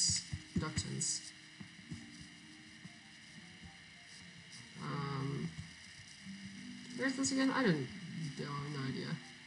Yeah. Induced EMF with a conductor moving through a field. Oh, yeah, okay, so...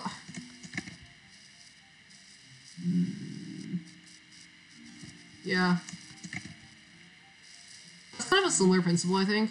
If you have a conductor through a field, then that also is like I don't know that, actually, I'm not really familiar with that. I don't know what they mean by that. A conductor through a field. Whatever. But yeah, so this is kind of how magnetic induction works. And how solenoids work. Actually, I'll look into that, and like, because since we're done with this section, we're going to take like another 5-minute break. In that time, I'll look into what that is, so I can explain it after we come back. Because I kind of structured this revision around like E and M in like a general sense, rather than like the IB syllabus. So yeah, cool. Let's take another 5-minute break until like 8:43, which right now is 8:38 for me. So yeah, cool. Hopefully this is making sense so far. Like, of course, just message me if it's not.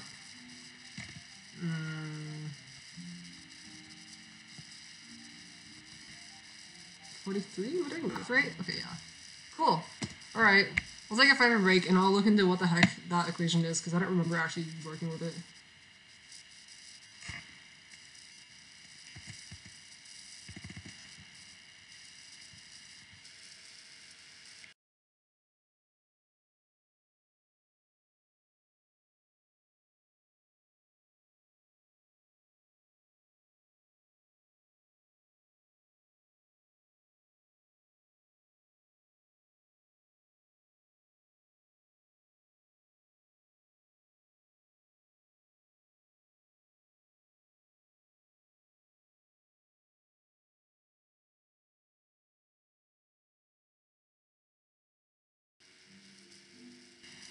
Actually, you guys want to listen to me better play piano. I'll just let that go on.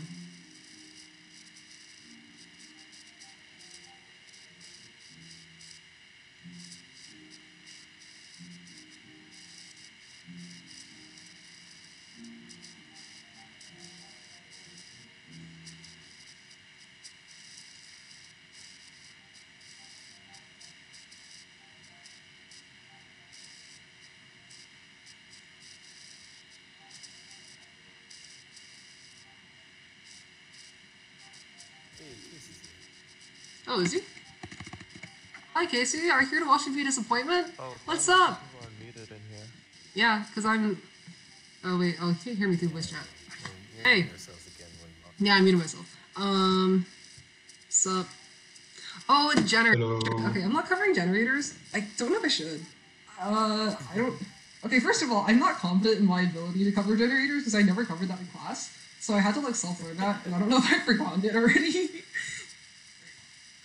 Because we skipped over that unit. That's why I don't know shit about Transformers. Because I was never taught it. That's in the same unit. Why is that me with about half the subjects in physics? Even if they were taught in class, I end up forgetting them by the time the exam rolls, well, not the exam, the test rolls around, so I have Nice. to self-teach. I don't know. I mean, like... Yeah, I'm a real-life representation of the concept of going in, and things going in one year and out the other. Big rip. But basically, Proxy, you can kind of derive that equation if you just have like a single rod, metal rod moving through a magnetic field. You can model the kind of electrons kind of being shifted in some direction. Oh wait, is it just derived from F equals BIL? It kind of ish. Okay. Let me just look into this for a second. Hold on. I probably understand. I don't know what the equation itself is. So, okay, Prox is doing her revision first, and then I think Huron is going to do his. Huron, yeah, I think Huron's doing his after mine, and then I think you're doing yours, right? Yeah, I think I'm doing Astro. Dude, if I get to cover fucking like capacitors, I'm gonna be so hyped. Like, if this doesn't take too long, I'm totally up for covering capacitors. Okay, hold on. Let me try to think about this one. Oh, sorry, no, I think Huron is covering circular motion.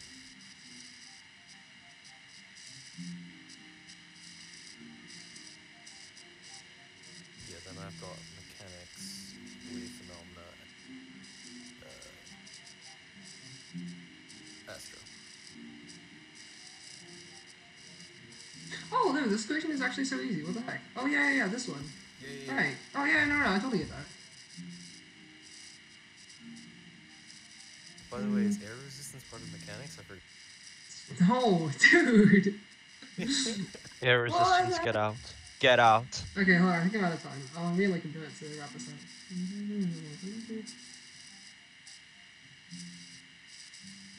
Why does Prox get to talk about non-IP? I only mentioned it like once. Okay, I only wanted to like the whole like having to like take the derivative of negative derivative of voltage to get the electric field. Guys, stop. Went into like the whole. You're nerding me out. I and only I'm kind of physics went into HL. Gauss's law. Okay, dude, I only like went halfway into Gauss's law before I was like, if I talk any more about this, I'll have to actually figure out the integral, and then people are just gonna leave. Guys, stop. You're seriously nerding me out. Okay. We're out of time anyway, so let's talk about this again. Right, gonna meet again. Alright. Cool. What was I talking about? Right. The whole BVL thing is, like, derived from BIL, which I actually forgot to talk about, so why don't I cover that real quick? If you have some, like, let's say you have some random uniform magnetic field, okay, and let's just really fast. And let's say you have some wire, okay, through it. Like, just... Actually, this is kind of the same equation. I'm not sure where you would differentiate between these two. But if you have some, like some wire through this, and you want to figure out the force on it. Oh, sorry, yeah, I can mute myself.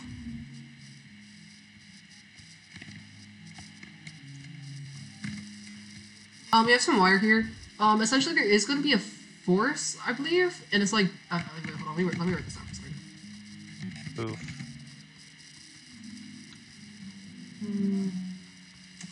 Yeah, this is kind of just like an application of like the whole force on a charged particle thing, like a moving charged particle. Instead, now you're just talking about like an entire object, like a wire. And essentially, it's just yeah. Essentially, it's going to be like a similar principle. You have some B field that's coming out like this, and if you have like some current direction, that's going to be the direction of the velocity, right? And so like the force on it, so basically the length is also affects this because the greater the length, right, the more charge carriers you have, and so the greater the overall force. And so this basically just gives you the force on the wire if it's through the through B field. And yeah, there needs to be current on it too, so that the charges are moving. Yeah, I believe it's the same for that like weird like F equals BV thing. If this guy is already if this dude is already moving, what is it, PBL? If this conductor, like let's say it's like a conductor like this, some square rectangular conductor, if it is moving at a velocity, like a certain velocity v, and it has like a certain length L, then the difference between these two things is that it's the velocity of like the entire thing, not like the velocity of like the charge carriers inside the object.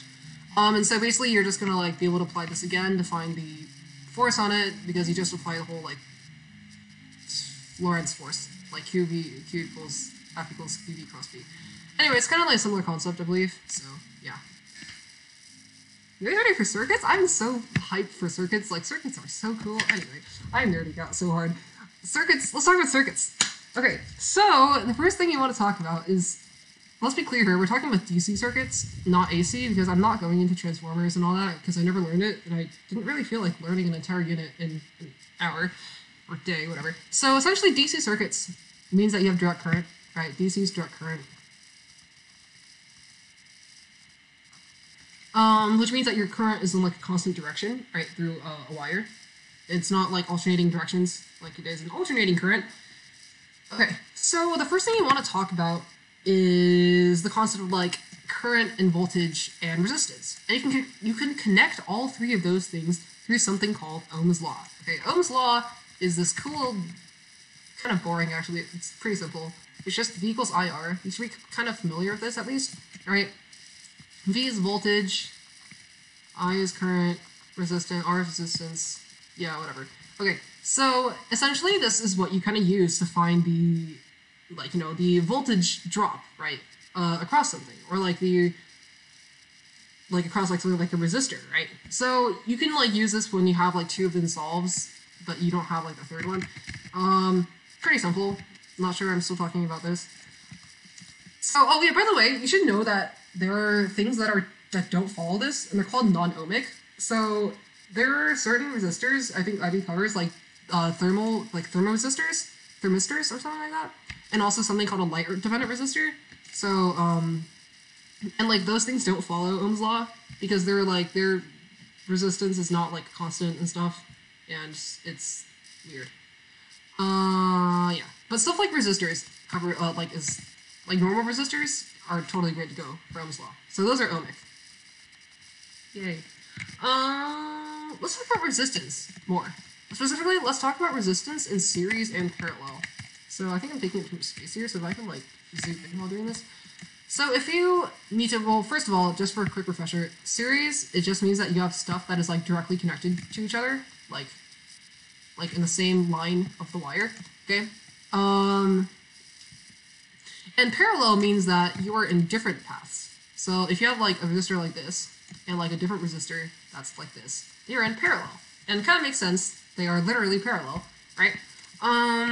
Yeah, don't think I need to go too in depth with that. So, if you want to talk about calculating resistance in series and parallel, then you basically need to kind of think about why, about like where like the equations come from. So let's just spread out the equations first. So if you have R1 and R2, your total resistance, like R total, is just going to be equal to R1 plus R2. And essentially, you know, you just add it up. Okay, why? Well, the current is really just, the current has to be constant through this wire, right? So your voltage, sorry, not your voltage, like your resistance is, you can just add them up because the current is not like splitting like it is here. So like in here, first of all, Yeah, of course, I have to draw them like the actual real way. So in this scenario, in the parallel scenario, the current actually splits, right? Which means that your current is like... I don't think I should be explaining this, because I don't think I'm explaining it very well. The point is, your R total in the parallel thing is just going to be 1 over R. 1 plus 1 over R2. Yeah. So you just directly add them up if they're in series, but then you add them up in this weird, like, 1 over thing, if they're in parallel. Yeah. Let's talk about some, like, shortcuts you can make in calculating stuff. Well, first of all, let's talk about a bit how you reduce stuff if you have, like, a circuit that looks kind of complicated, and you have crap that's both in series and in parallel. Well, if I have something that is, like, let's say I have a resistor here, then I have another resistor here, and then I have, like, another resistor here, which splits into 2 parallel resistors. And let's say they're all 1 ohm, just to make our lives a lot easier. And let's say one resistor here, and let's say this all connects back to some battery with a voltage of, I don't know, like 10, because whatever. Oh yeah, by the way, you should know that, like, for a battery symbol, the bigger end is positive, and the smaller end is negative. Yeah, standard. So, assuming that this is, like, a cell that doesn't have resistance, you want to talk about adding up the resistance here. Okay, well, you need to work from the inside out, so you don't want to start with this guy. You want to start from the smallest possible, setup. So, if we had, like, something, if actually we had, let's say we had 2 resistors here, just to make it cooler. So if you want to talk about the total resistance in the circuit, and this is 2 resistors, so we have 1 ohm resistor here, and then like a second is a resistor here, and then 3, and that's 4, and then 5, and then 6. Okay, how do we add this resistor up? Well, assuming that all resistors are 1 ohm, because I don't want to make this too complicated, essentially what you're going to see is that you want to start from the very, very, very inside. Okay. If you might be thinking, well, how do I know if I want to start with 3 or 1 and 2? Well, 3 is in parallel with another system, and that system is 1 and 2. So if you're working with, like, you want to find the smallest thing that is, like, the small system. So here, 1 and 2 are in the small system, because it's just those 2. So you would add up the resistance of 1 and 2. So 1 plus 2, or R1, which is 1 ohm, plus R2, which is 1 ohm, is equal to 2. Okay. Now, you have this guy, and, it's just, like, do something like this. This is probably a smarter thing, by the way. So we'll make this guy equal to 2. Because now, basically, once you reduce it, it's basically the equivalent of, like, a 2 ohm resistor, right? Because 1 plus 1 is just 2. So now you want to add up 2 ohms with resistor 3. So then you add them up in parallel. So that means you have 1 over 2 plus 1 over 1, because the resistor of each is just 1. So this is going to be equal to, oh god, my math skills are going to fail me. This is just 1.5, right? Or really, it's like 3 halves, which you flip it, equals 2/3. Right. Okay, so now, let's shrink this, by the way, this is getting too big. If you want to then move on, you're going to think about how this entire system is now actually just 1 big 2/3 ohm resistor. And then you have a fourth resistor that isn't like that, is 1 ohm, right? And this guy is 2/3 ohms. So now you want to just add them up. They're in parallel, right? Which means that you're going to apply the same equation again. Right, so 1 over 2/3, 1 over 1 over 2/3 plus 1 over 1. Right? So that's just going to be equal to 1 over 3 halves plus 1 over 1, which is just 2.5. I don't know, man. Yeah, 2.5, which is what, 5 halves? Yeah, okay. So now you can, of course, continue reducing this down to 5 halves.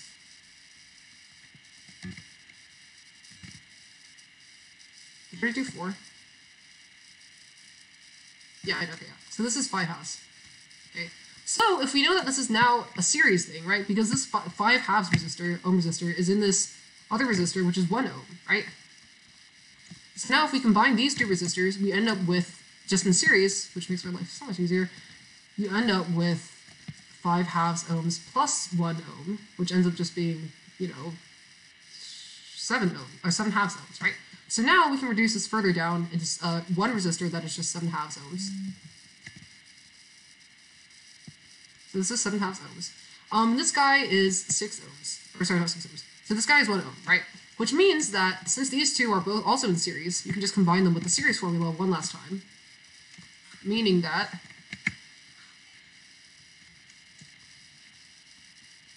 your final resistance is going to be 7 halves plus 1, which is just, 9 halves.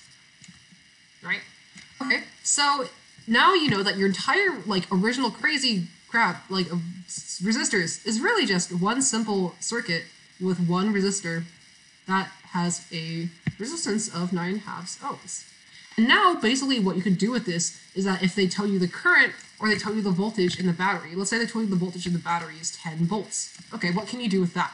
Then you can just use your V equals IR formula and plug this guy into V and plug this guy, and plug this guy into R. You can figure out the current. So if they want you to solve for the current I, right, you just plug in, let's move over here, 10 for your volts, and then you plug in your 9 halves for your resistance. Okay? And of course, this ends up just being 20 over 9, right? I'm sure you guys can all do math. So your current will end up being 20 over 9 amps, right? So yeah, that's how you kind of solve. And if they told you the amps, you would just multiply your 9 halves by your current to get your voltage. And so that's kind of how circuit simplification works. Cool, let's get rid of all these crazy equations. You can always revisit this stream if you'd like. It should be being recorded. Should be. Really. Okay, so parallel calculation shortcuts. Let's talk about how you can kind of eyeball stuff in parallel to kind of figure out what the current, how what the current and resistance kind of look like. So because in parallel the voltage drop across both ends has to be the same. You guys know why, right? If you don't, I'll explain that later. But for now, just know that the voltage drop from A to B, right, has to be, well, you can just look at it like this. If the voltage from A is some voltage A, and you know that at this point you have some voltage B, then the voltage drop must be A minus B. And the only way to get a voltage drop is by going across the resistor. And so if you go across this resistor, you have to have a voltage drop of A minus B, and by going across this resistor, you have to have a voltage drop of A minus B, regardless of what the resistance is. Okay, well, if the resistance doesn't matter, and your voltage has to be the constant, then when your resistance goes up, your current has to go down. So if you have two different resistors, let's say you have, 3 and 7, since the voltage has to stay constant, if your resistor is 7, then your current is going to be smaller than your resistance of 3. Well, how do you know what the current is going to be? Well, if you know the current going through point A is I don't know, let's call it 10 ohms because I want to have nice numbers. And also don't have my calculator. If my current going through here is 10 ohms, or it's 10 amps, then I know that my voltage drop across both of these has to be equal to somewhat, sorry, not, what am I doing? Sorry, voltage. It's 10 volts, and let's see here, my voltage drop is 5 volts. Sorry, I don't know why I said amps. So essentially now you know that the voltage drop from A to B has to be 5 volts, right? If from going across, no matter which path you take, the voltage drop has to be 5. Well, okay, what does that tell you about the current? Well, if your voltage, if your resistance here is 3, right, and your voltage has to be equal to 5, then your current has to be equal to 5/3. Which I don't think I'm putting this out very well. But yeah. And so for the other guy, right, if your voltage has to be 5, then your current has to be 5/7. And essentially, you can scale this up to their common multiple. Ooh, am I doing this right? Wait, 5/7, so 3, so 15, 21, and then 21. Wait, no, hold on. I only did this right. Did I? Okay, wait, no, I don't think this demonstrates my point at all. Sorry, I think I went way off track with that. And my point was that, the original point I really wanted to say is that if this is a 10 ohm, so if you total this up, you get what, 10 ohms, right? So because this guy is 7 ohms and this guy's 3 ohms, your total resistance is going to be 10 ohms. Well, that means that this guy, the 7 branch right here, is going to have 7/10 of the resistance, right? And this guy right here is going to have 3/10 of the total resistance. What does that mean? Well, that means that the 7/10 guy is going to need to have 3/10 of the current. And this 3/10 guy is going to have 7/10 of the current. Okay, because the current, right, has to split evenly, right? The current from current going through A, like, because like conservation of energy, right? Like the current going through here, like, has to add up at the very end back into like total current. So if the current is like 5 here, it needs to be 5 here as well. And so basically, if they're proportional to each other, if this guy is 7, like the voltage, the current has to split like 3/10 of the way, like 30% of the current needs to go to this guy, since this guy has 70% of the resistance. Because this ends up, and this guy will end up with like 7/10 of the current, yeah, because he has 3/10 of the resistance. Right? And so essentially you can kind of use this trick to figure out, just like eyeballing it, like how much of each is going to get like how much of the current. Because they need to equalize out to the same voltage.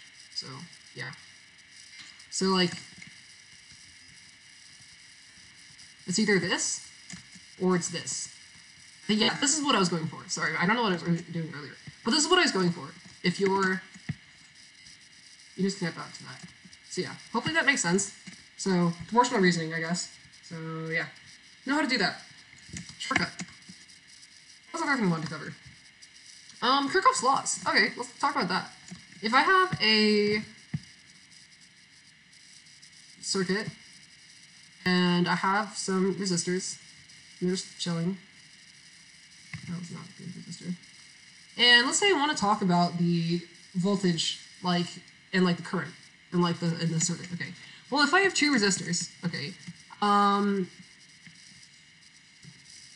then the basically what Kirchhoff's law says is that like my voltage drop from like across the entire circuit has to equal to 0. What does that mean? Okay, well, let's define some point from A to let's just define from point A. Okay, let's say we go around the circuit like counterclockwise. So like this. So if I go this way and I encounter like a battery, okay, a battery is what? A battery is like a positive like voltage difference, right? Because like a battery gives me voltage, a battery supplies voltage. So essentially what that means is that in my quote loop equation, I'm gonna have like a battery voltage of V. Okay, let's just add numbers. Let's say this guy is 5 volts. Let's say this guy is like 3 ohms. Let's say this guy is like 2 ohms. Okay. If I have my equation, I'm going to start with 5 volts from the battery. Okay, that's going to be positive 5 volts because it's a battery and you gain potential while going through this battery. Okay, now we keep going around the circuit, and eventually you encounter the resistor, right? Once you run into the resistor, you encounter a voltage drop. Why?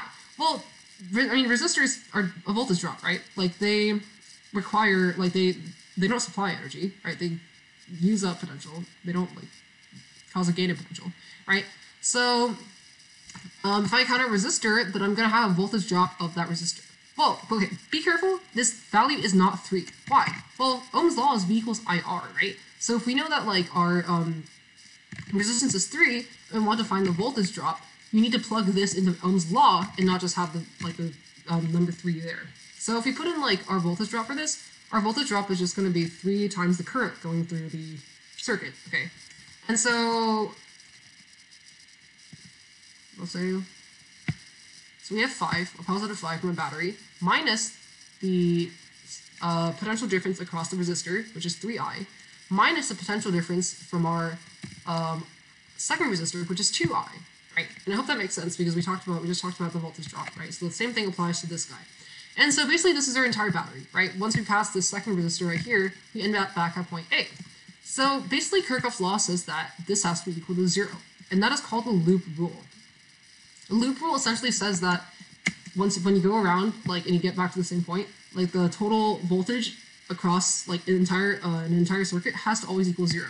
Why? Well, I mean, it kind of makes sense, right? It's really just conservation of energy. It doesn't make sense for you to end up with like a higher potential than what you started with, because then you'd have infinite energy. And it doesn't make sense to have like a lower potential for like the same reason, right? You can't destroy energy or create it. So this is kind of a consequence of conservation of energy.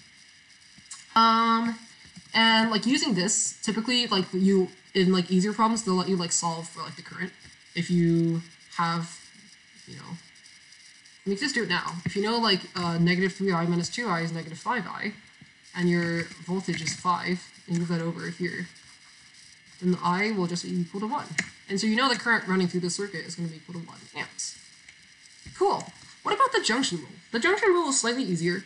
All it says is that like if you have some junction, like let's say something splits into like 2 parallel resistors. Well, essentially all it says is that when you have current running through here, let's say this current at this point right here is I1. Okay, it says that when this current is running through this wire, it's going to split, right? And so let's define the current going through this guy right here to be I2. Let's say the current running through this guy right here is I3. All the Kirchhoff's loop, the only thing that Kirchhoff's junction rule says is that I1 has to be equal to I2 plus I3, which makes sense, right? You can't just produce more electrons for more current out of nowhere, right? And subsequently, right, that means that when you rejoin, this is going to go back to I1 because you're adding I2 and I3 back together into I1. And so I1 splits equally into I2, not equally. I1 splits into I2 and I3 and then rejoins back into I1 when the junction ends. And of course this applies even if your thing splits multiple times. So if this splits into like another circuit like this, or another like system, like parallel system, and we call this like I4 and this is I5, I2 has to be equal to I4 plus I5, and then so on and so forth. And of course the point here, the current here is going to have to be I2 again, so that I2 plus I3 can continue to equal I1. And that's all the junction rule is. Okay.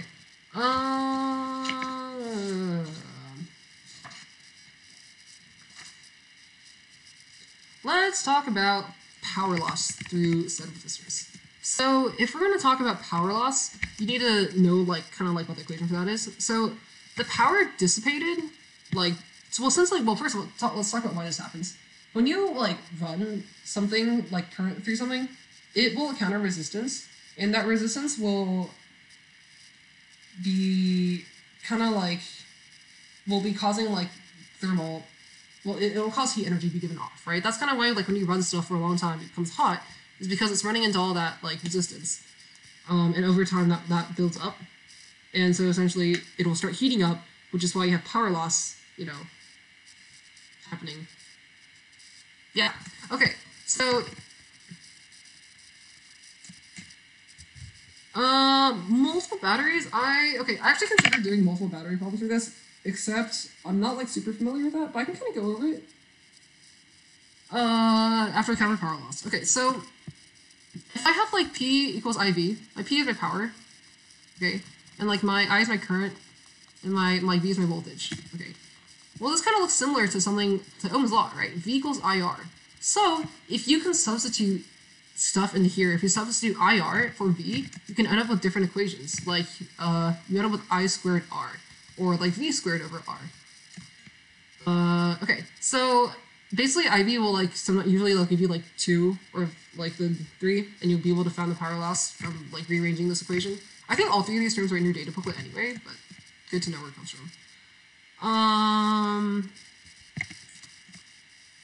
Yeah, okay. So multiple batteries is kind of a weird thing, because essentially if you have 2 cells, like if you have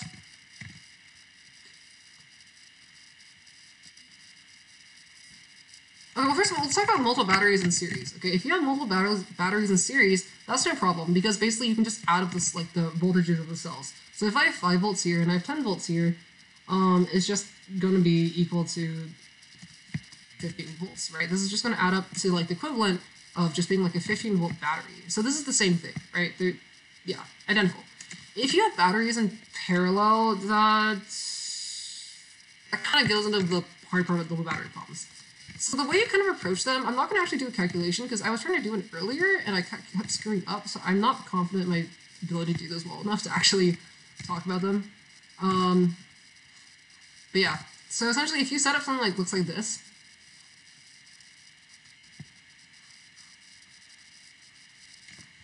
so if the way you approach them, I can explain how you like approach them. So essentially if you have a like circuit that looks like this. You want to define loops, okay? Like loops is just like a closed, like we talked about earlier in Kirchhoff's loop rule, is just some like closed path throughout the circuit that goes back to the same point. So like this is a loop, okay? So basically in Kirchhoff's, you define loops like this. So let's say we call this guy loop,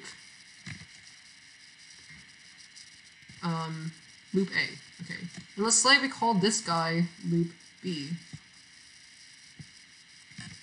Okay, and if you really want to, you can find a third one, which is loop C, which goes around the entire circuit, like this.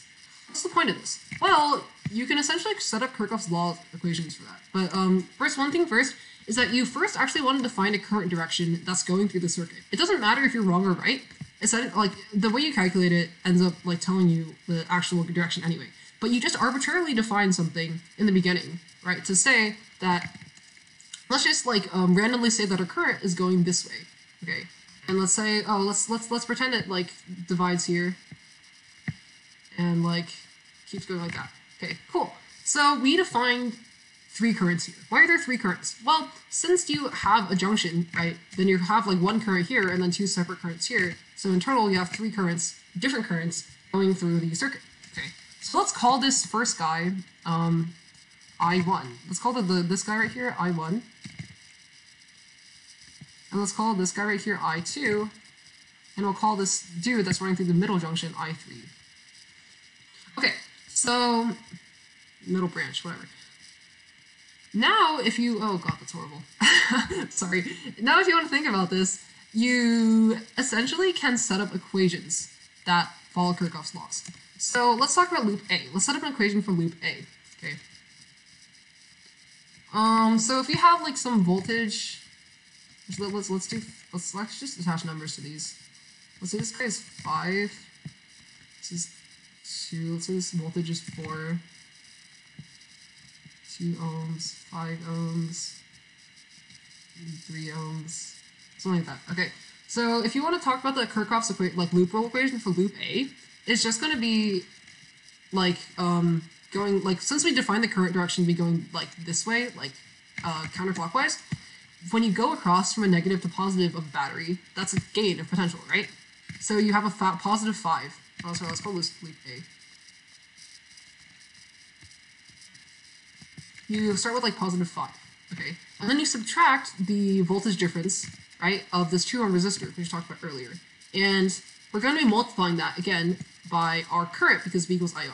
What is the current through this guy? It's I1, right? You need to be specific about what current it is. It's not I2, it's not I3. It's I1. You can't just say I, because there are multiple currents through the circuit, and I don't know which one you're talking about. Okay, so now if we continue along loop A, that goes into this junction, okay? And now this is kind of the hard part for a lot of people, is that you counter a battery. What do you do about a battery? There's no resistance associated with it, right? So it's not just that voltage times I, which doesn't even make sense. If you were going the opposite way, the wrong way across a battery, remember that this is positive and this is negative. So if you go positive to negative, that is going the wrong way, right, across a battery. So what does that do? Well, since a battery is really just a potential difference, not including internal resistance, since it's just a potential difference, it's normally positive if you're going the right way, then it's got to be negative when you're going the wrong way, the opposite way, right? So you subtract 4 from this guy, because you're going across the battery that has a voltage of 4 volts, and you're going backwards, wrong way.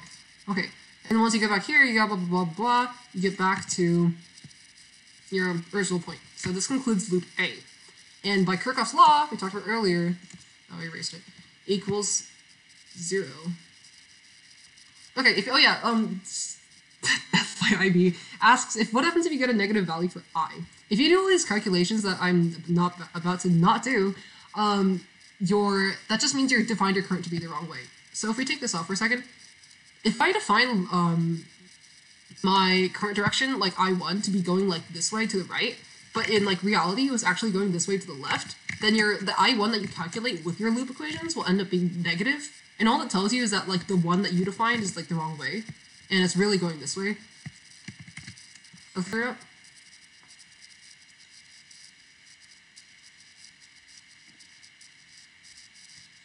Okay, cool.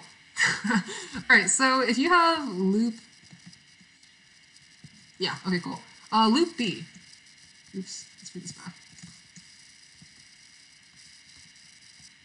not sure where I drew this on. Oh, okay. So loop B.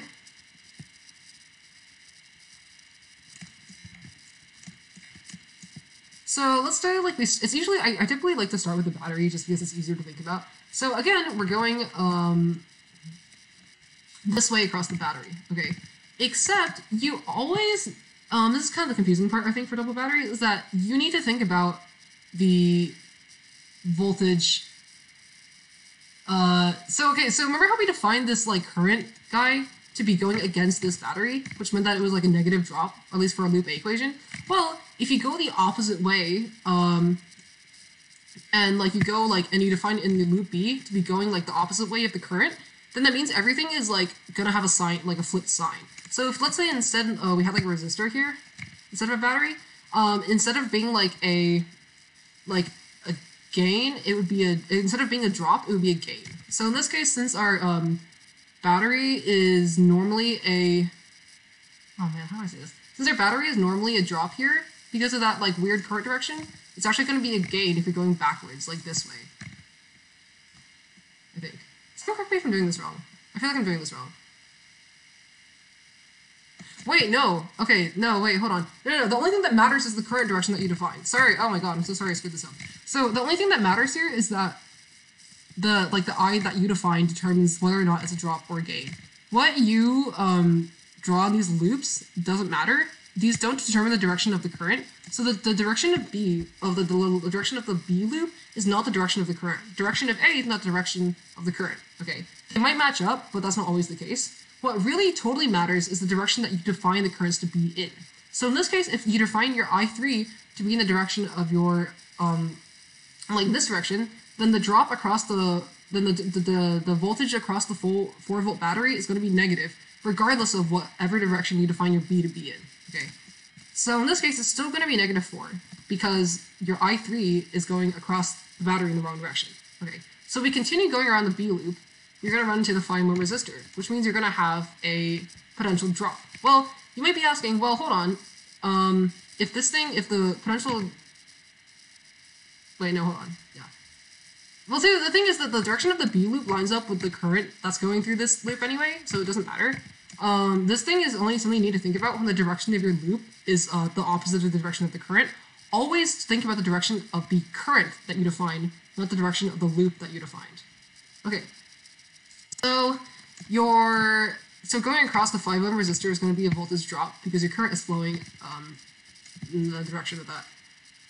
So negative 5I2, right?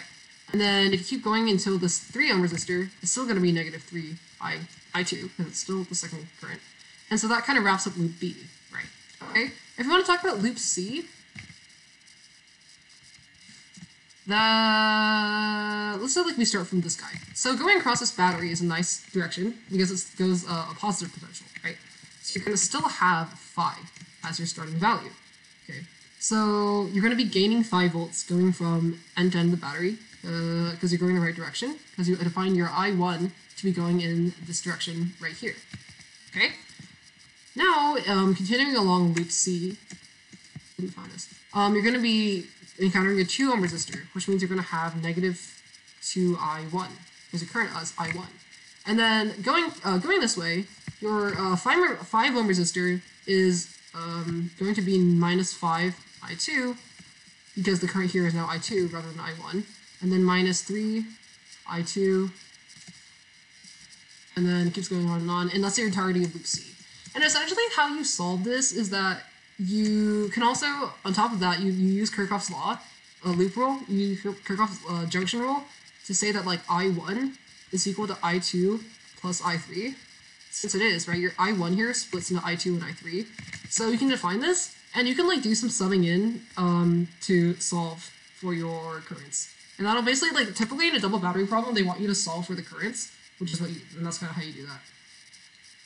I'm not going to work it through because I will definitely screw up.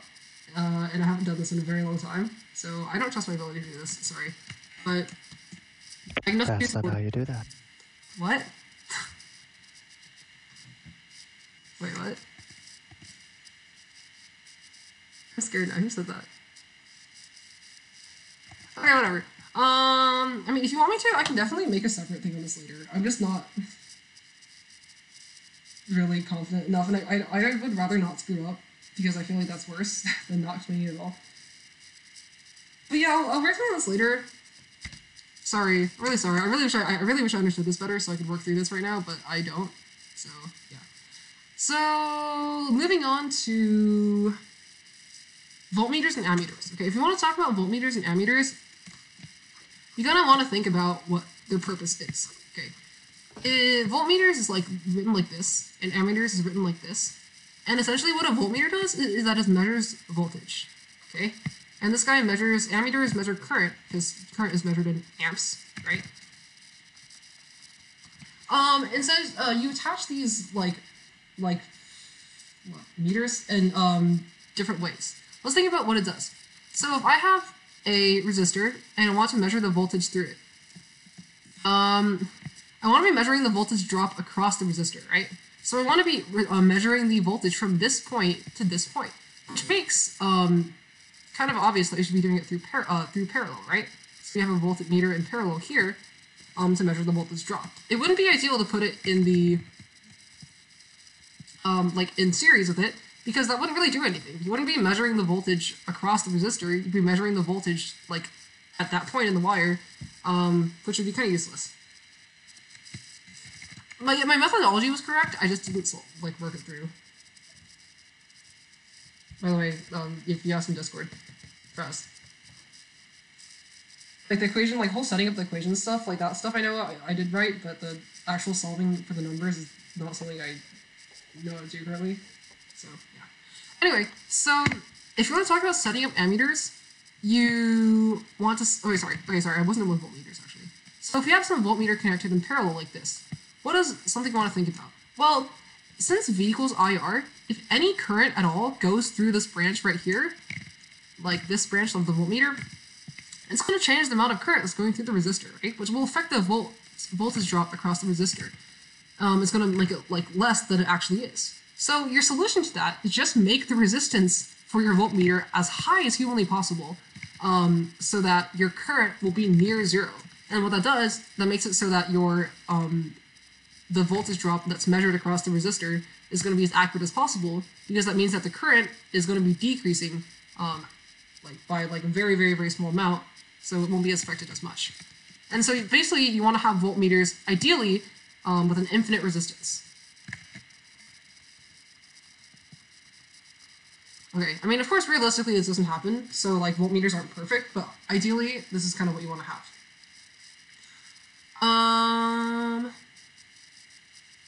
Yeah.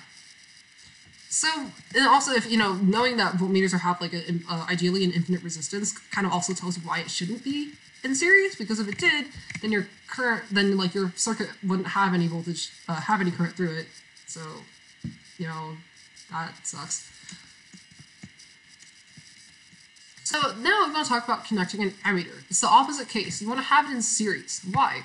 Well, if you want to have it in series because you just want to measure the current that's going through the resistor. And the best way to do that is putting it in series. Because if you put it in parallel, like we did with the voltmeter, you're going to end up with... I don't have room for this. You're going to end up with, like the current is going to split, right? It's going to split, which makes it inaccurate, because you want the current that's flowing directly through that resistor, and not like the current that splits into the branch of the ammeter.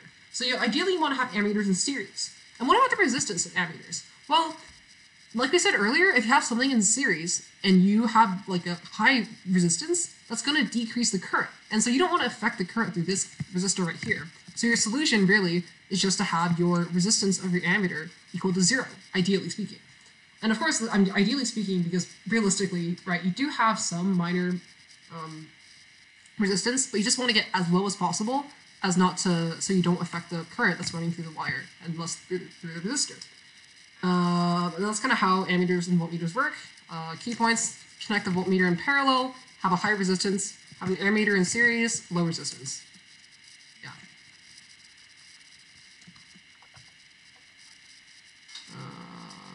Resistivity, let's talk about that. So, a little more about resistance. If I have a resistor, and it has some resistivity, like, like, okay, yeah, well, hold on, I should back up a bit. What is resistivity? Resistivity is just one of those, like, intrinsic properties about a material. Like, so, you know how we talked about, like, we didn't, but specific heat capacity, like, you know, or boiling point, or whatever, stuff like that, it's all intrinsic properties of, like, a material, right? It's determined by the, like, material itself. It's a characteristic of a material. So different things will have different resistivities. And resistivity is kind of like a measure about, like, how much resistance something's going to have, given some certain, like, characteristics about the object. So, for example, like, insulators would have, like, actually, I don't know if that's infinite resistivity. But, like, if you had, like, a very bad conductor, it would have, like, pretty high resistance, right? Which means, like, the resistivity would be, like, pretty high. And, like, a really, really, really good conductor would have very low resistivity. So, yeah. The equation for resistivity, and resistivity is this, like, Greek letter rho. It's not a P, by the way. You write P's like this. Rhos are, like, you start like that. It's not an E either, because the tail doesn't really curl in as much. It's whatever. I'm semantics. Semantics, whatever. So RA over L gives you the resistivity of something. Okay. And you can arrange this to say that R equals rho L over A. Okay. So, essentially so the A is the area. It's the cross-sectional area.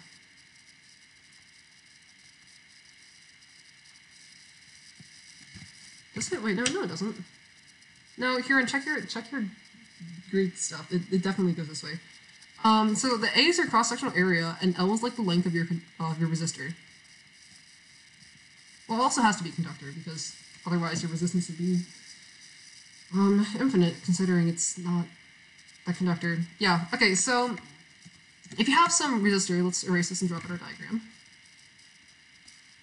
Let's say it's like a cylinder. Okay, let's say we have some like cylindrical material. Let's say copper. Okay, copper is a great conductor, but it also has some non-zero significant resistance. Okay, let's say if this copper, like this piece of copper, this copper cylinder has some cross-sectional area A, and it has some like length L. Okay, and like it has some resistance like R, then you can solve for your rho, which is like your resistivity. And of course, if they tell you the resistivity of the material of copper, which is probably some number, you can like plug that into your equation here to find the resistance of it. And so that's kind of how resistivity works. Yeah.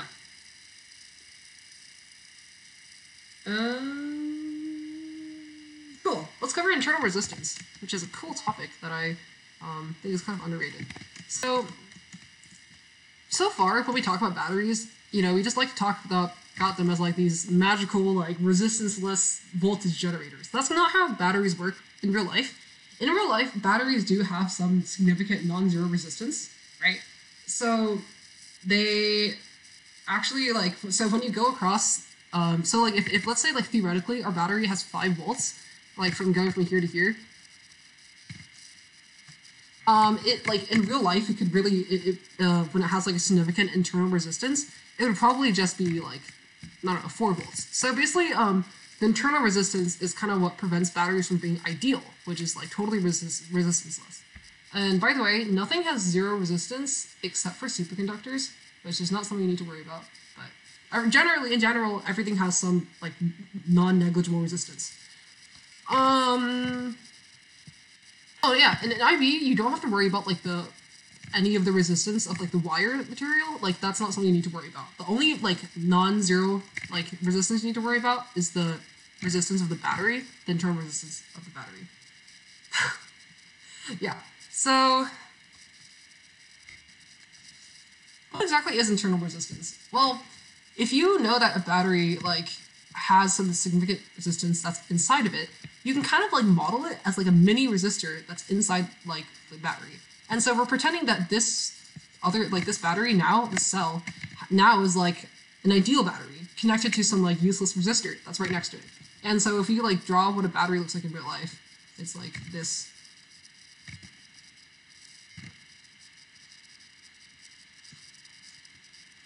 Right, where like you have like a positive end. I'm not drawing this right, but like yeah. So this is like your typical battery, right? So you have like some ideal battery inside, right here, with like an ideal voltage, and then you have some like useless dumb resistor that's connected to it, which is causing your battery to not be 100% efficient, which is sad. So, what was I gonna say? Right. So the the ideal voltage, like what that's called, is actually called the EMF. Okay, the EMF is like, it stands for electromotive force.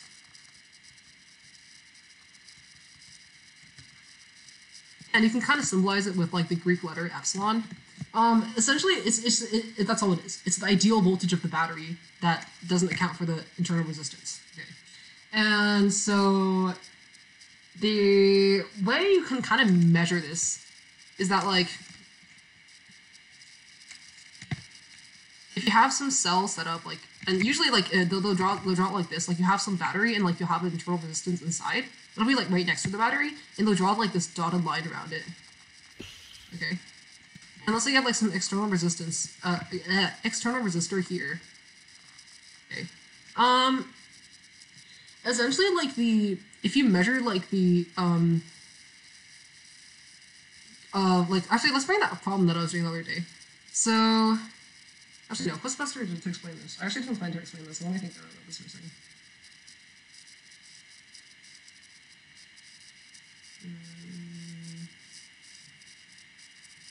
Okay, so the greater this resistance, like let's call this resistor R. The greater R is, and let's call this like, I don't know, I for internal resistance.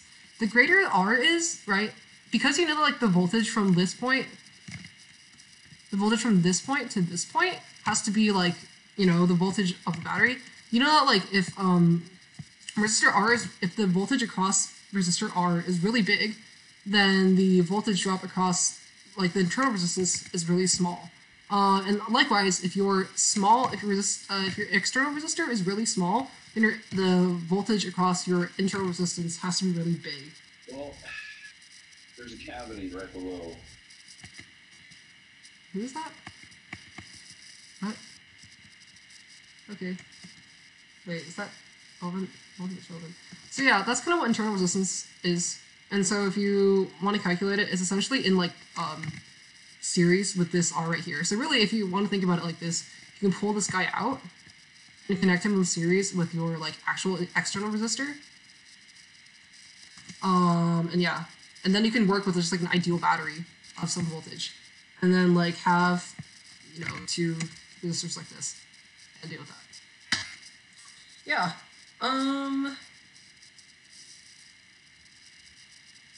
Let's talk about drift velocity for a bit. So if you know the data booklet, it has this like weird equation that's like I equals like NA VQ. Like what the heck is that, right? Well, so this basically just tells you like the current that is going through a wire. Okay, so if you have some wire, is that this equation right? Let me check that. I equals NA VQ. Is it up here? Yeah. This is charge density. And that's the charge. Okay, so basically, if you have some like wire, okay, and let's say it's like its area is A. Okay, let's say cross-sectional area is A.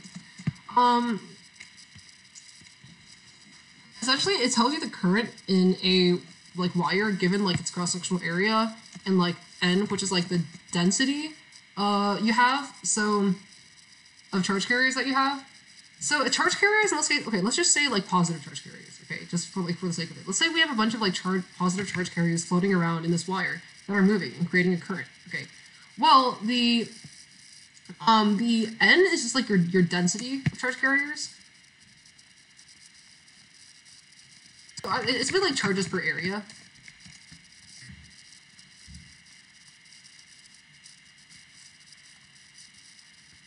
Okay, so N is like the kind of like the number of charges you have per area typically. So like the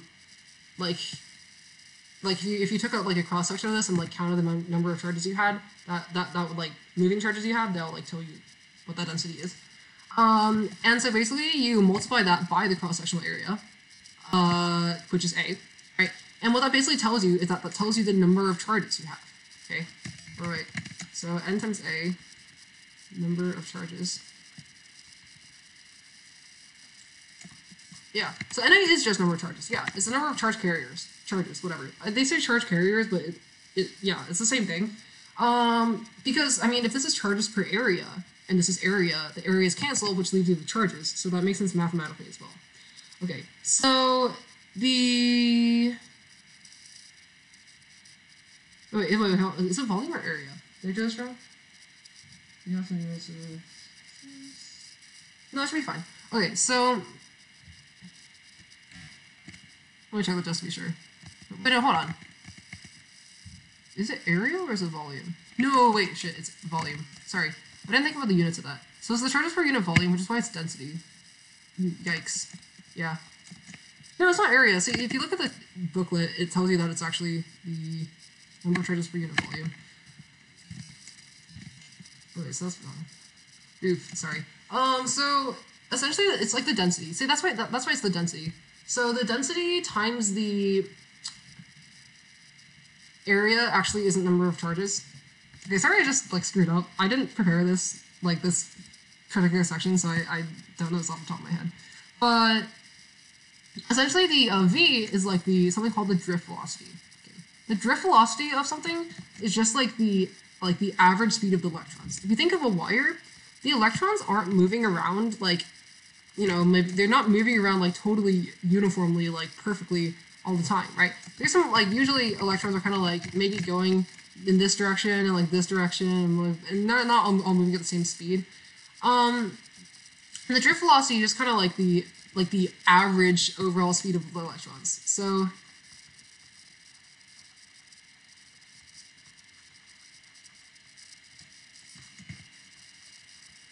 it's kind of the average speed of the electrons through the wire, right? So it is in meters per second. And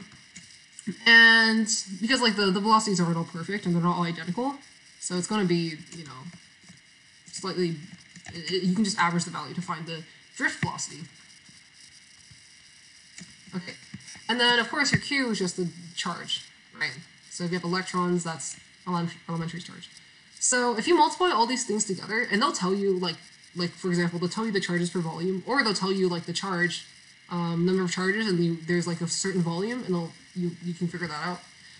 You can just evaluate that to find the current. If you want to like derive this, I think you can actually do like Q per meters cubed times like meters squared times, yeah, see, this way it's volume. See, if you bring up the units from this guy, you end up with like what, charges per, which is coulombs, right? Charges per volume, which is coulombs per meters cubed, times area, which is meters squared, times velocity, drift velocity, which is meters per second, times charge. You end up with these guys canceling. The meters squared and the meters cancel with the meters cubed, so that all goes away. And that ends up being like charges. Oh wait, no, one of the charges should cancel. Did I screw up again? Wait, hold on. No, this should definitely end up being charges per second, but I don't know what I did wrong. Oof. I didn't account for that. Yeah, whatever. I probably shouldn't have tried to do this without preparing. Sorry, guys. But you can. The point is that like your current should end up being like charges per second, because it's like charge per time. So I'm not sure what happened with the units there. But yeah. It might just be number of charges per volume, which I think might be the case. Yeah, because essentially it's not comes from meters cubed. It's actually like the number. Yeah, the charges per volume has no unit because it's just the number of charges you have, not the actual charge itself. So like if it's like n would be like 18, that means it would be like 18 charges per like meters cubed. So it's not like it's not attached to the charge itself. So of course the meters cancel again, and you end up with coulombs per second, which is current. Yeah. Yeah, it's not the charge itself. Sorry. Screw that up. Hopefully that makes sense. Lastly, I need to cover capacitors. If you guys are okay with that. That will be like the last thing I cover, which is capacitors. So let's talk about capacitors. This is the HL topic. The first thing you should know about capacitors is what are capacitors anyway? So capacitors are essentially just having like two like parallel plates. I talked about parallel plates like way like 2 hours ago. Okay, but parallel plates are basically what capacitors are. You have two parallel plates a certain distance apart. This should be over in like probably less than like 20 minutes. I'm gonna cover like equation for it and where that comes from and the voltage time constant and like the voltage decay, current decay. You can go get food. Go ahead. I mean, there's gonna be a break between your stream and mine anyway, so like it doesn't matter. Okay, capacitors. Yeah. So you have like two charged plates, or two plates really. Doesn't have to be charged, and they're a certain distance apart. Okay, let's call that D. And essentially what they do is that they're kind of used for like storing charge, because essentially, let's kind of draw what like they do. So if you have like a capacitor connected with a battery, the current, right, from the battery, which let's make this clear, this is a battery, the current is flowing this way, right? So basically as the current builds up on this plate, and because these guys are separated, right, the current isn't going to be flowing from this guy to this guy anytime soon. So essentially what happens is that all those charges build up on this side. Okay. And the longer and longer you let that current run, the more and more charges are going to build up here. Until eventually it stops. Why does it stop? Well, the more and more you build this up, right, when you have a charge differential, like when you have different amounts of charges on each side, what does that create? That creates an electric field, right? So that electric field is going to be like in this direction. And oh, by the way, this is negative because the positives are pushing all the the charges on this plate away and against this way. Which is why there's a current flowing in this section, even though it's not directly connected, is because like the positive charge carriers are pushing away the other positive charge carriers that were on this side, which pushes it like, you know, this way and creates a current. Yeah. And so essentially this is going to create like a uniform electric field, which is what we talked about earlier, the uniform like, you know, place. And what this electric field does is that it actually like, wait, hold on. Well, okay, there's an electric field in between the plates. Okay, that's for sure. But what that also does is that creates an electric field that's against in the other direction, right? So there's also another electric field being created in this direction. And what does this do? Well, this opposes the current, right? The current was flowing this way, and now the electric field opposing it is this way.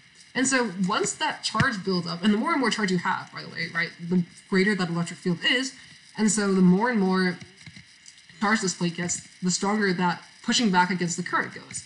And eventually, the two electric fields will balance each other out, and this will end up being zero, which is when the current stops. The battery doesn't have enough voltage to keep forcing that current through to build up on the plate, because all these positive charges are repelling each other, right? So that repulsion force is only like being overcome by the current force until like a certain extent, until they push back to the same amount.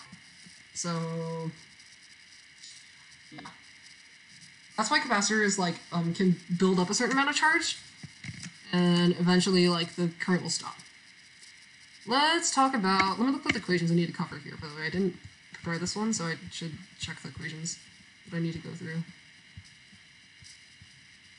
Okay, cool. Oh, right, okay, so capacitance, the actual equation for capacitance is Q over V. Okay, what is capacitance? Capacitance is just a measure of, like, how much, like, charge, or not a measure of that. It's a measure of, like, how,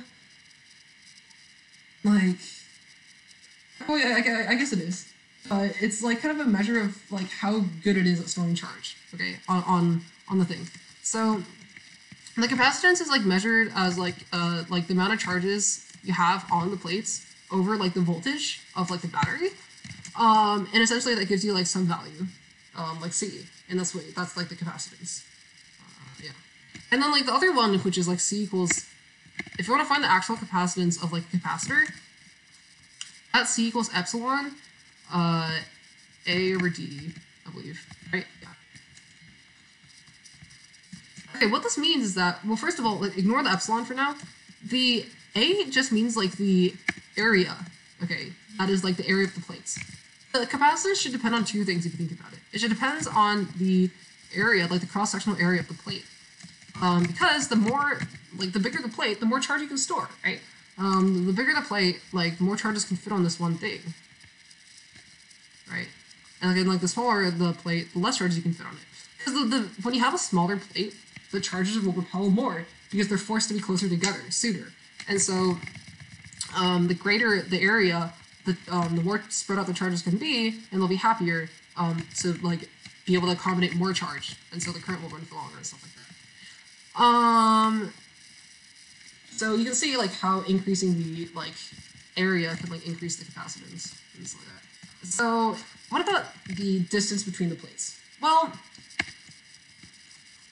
the greater the distance between the plates, the lesser the capacitance, because essentially, like, the more you separate them, like, the weaker the field is, and so, like, the less, like, the... Wait, that wasn't a good explanation. The greater the distance, like, the distance between the plates, the weaker this actual, like, field here is, and so, like, it won't be able to, like, push back as much. It's like the amount of like charge you'll be able to store will decrease, because basically this guy won't be pushing as much like positive charges away from this side, and so like your actual voltage drop across from here to here will be much less. You can see that's kind of how that works. The epsilon is like something called like the dielectric constant.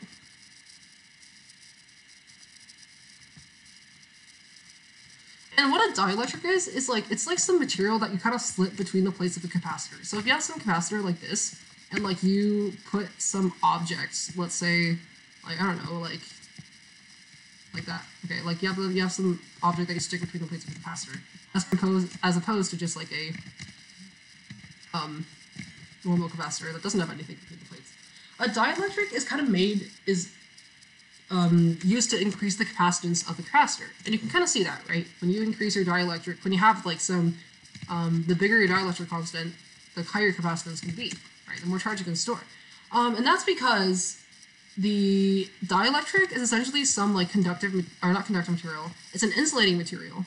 But if you think about it, when you have like this scenario, let's just think about this. When you have this scenario, and you have like some dielectric through here. When you have this electric field that forms, this positive on one side and this negative on one side, these positives are going to be pushing the positives in this material away. So you're going to be creating like a minor negative charge on this side.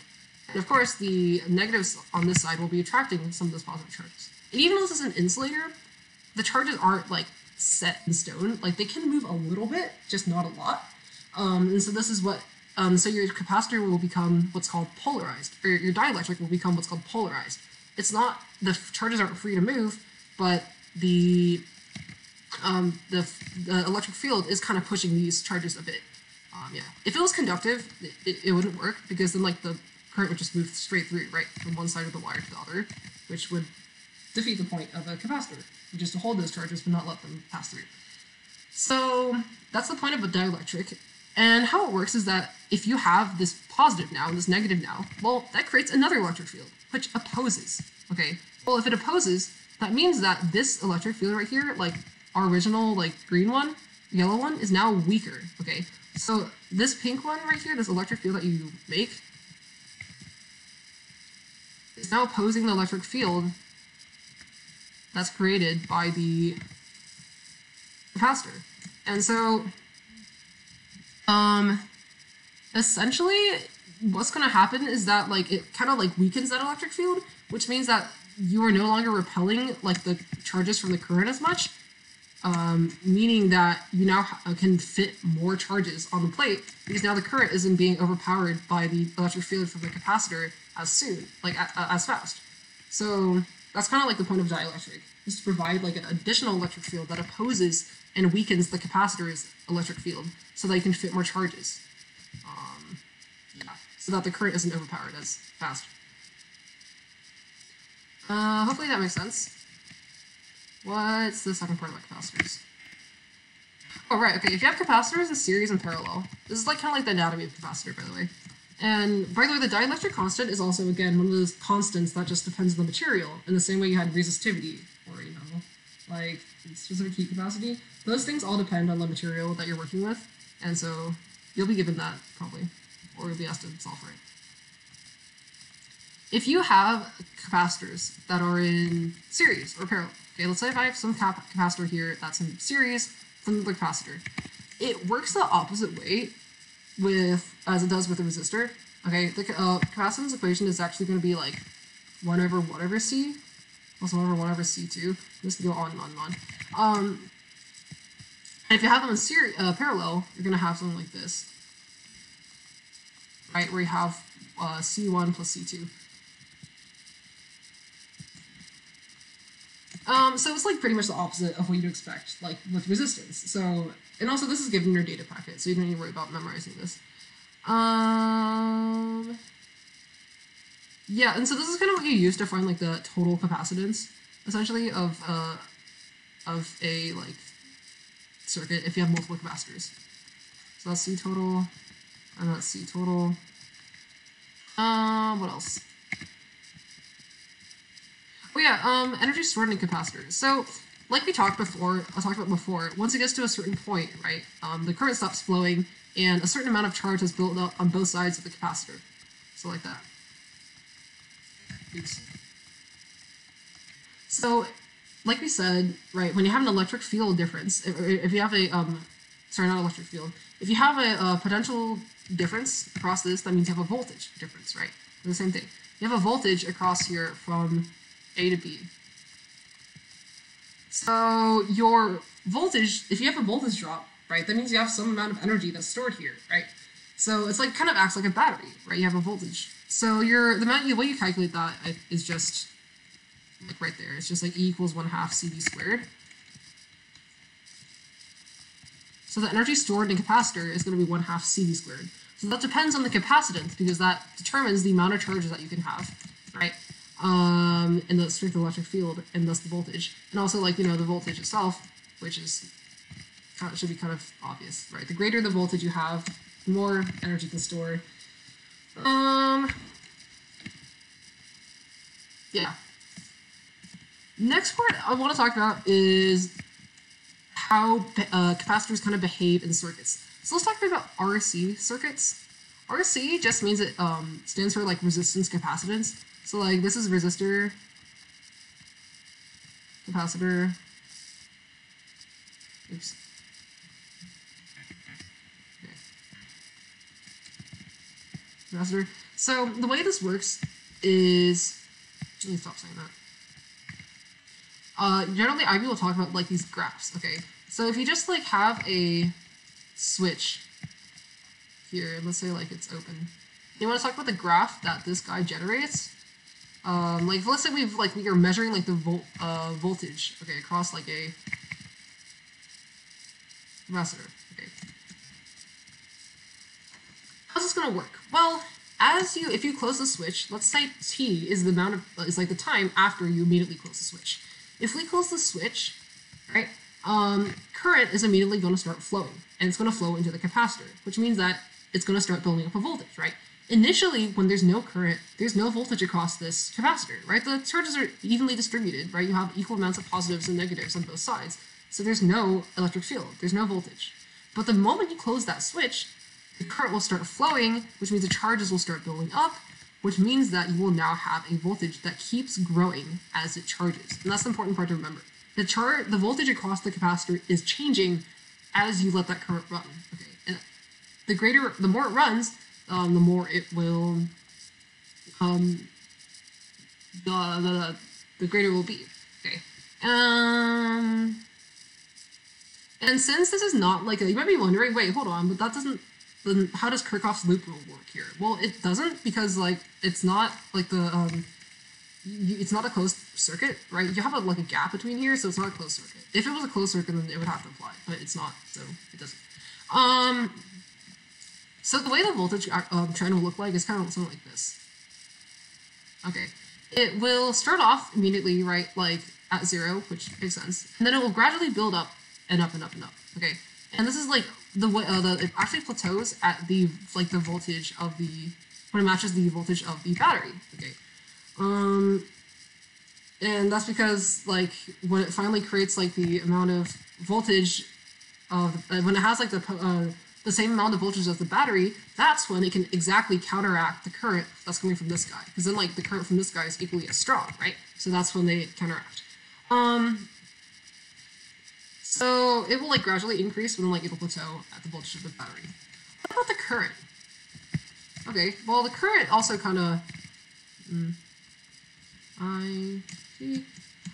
the current in this guy is going to be it should start at a certain value, but it should decay. Yeah, okay. So the reason this works is because initially, right, your current is like at your maximum value. There's nothing to stop it. There's no electric field building up the capacitor on the plates.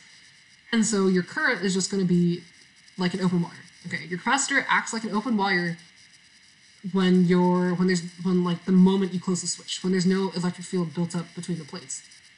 The moment you open that switch, well, all hell breaks loose, and now all your current, like all like your charges are flowing through your wire, meaning that they're now building up the capacitor, meaning that your current is gradually, the current from the battery is gradually being opposed by this dumb electric field, which is now slowing down the current, or not slowing it down, decreasing it, right? Which means that your current is gradually going to drop and approach zero. Yeah. Even these are asymptotic, right? Like, realistically speaking, they always approach, but they're actually going to reach the zero value, right? Yeah.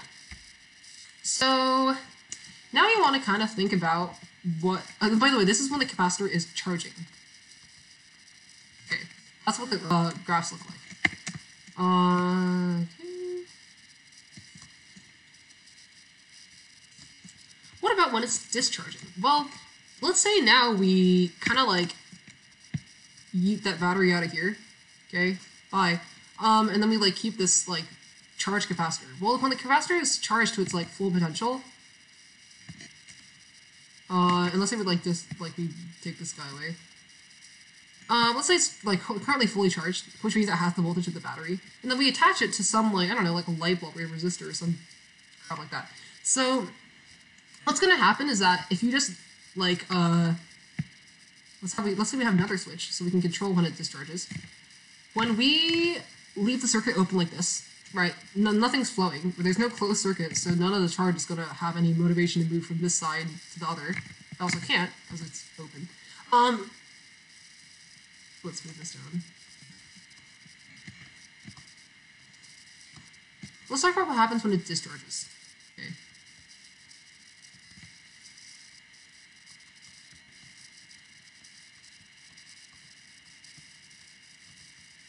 Okay, so when it discharges, that's when you close the switch. When you close the switch, what happens? Well, now like all these like, remember that we have like a strong electric field between the plates, right? And that's going to be like pushing on like each side, right? Essentially, since you have a charge buildup, like those positive charges really don't like being next to each other, so they're going to repel each other a lot. And so the moment you do this, they're going to want to equalize like ASAP. And so what's going to happen is that you're going to have a current that runs through here as the charges kind of trying to run away from each other. And then, of course, it's going to go for the same way there. And so your voltage is gradually going to drop, because the more and more those like charges, more and more those charges get away from each other, the weaker and weaker that electric field is. The weaker and weaker that voltage gets. And so your voltage is going to decay. Okay. Oh my god, I swear, I can't draw. And so it's going to go down to zero. When it's fully discharged, what does that mean? Well, since it goes to equilibrium, which is when all the charges are evenly distributed, that means that when it equals zero, that means all your voltages, all your charges are all going to be like, there's not going to be electric field anymore. It's going to have the initial like equally distributed positive and negative charges. Cool. What about the current? Well, the current is going to end up being like, it's going to start at like a, it should start at a very high value, but then decay. So your current decays both ways, regardless of it's charging or discharging, because your capacitor at t equals 0, right? It like has like a crap ton of electric field here. It has the maximum amount of electric field, and thus the greatest amount of voltage. And so you're going to have the greatest amount of repulsive force between the positive charges, which means that it's all going to want to repel really, really strongly. But the more and more they repel and the more they spread back out, the less and less that force gets, which means that your current running through it is going to drop more and more and more. And so that kind of applies to the discharging scenario as well. Current does reach zero. Yes, current at the very end reaches zero. I know it's asymptotic, like I said earlier, but realistically, if you run this experiment, and I actually did, like this week, it reaches zero. Okay, let's talk a bit about when it reaches zero. Well, also it reaches zero because like there's no more electric force to push it. Right? So let's talk about when it reaches zero. That depends on something called the time constant. Okay, the time constant is some value tau, like the superior pi, equals like RC. Okay, tau is a it's some number I don't want to memorize.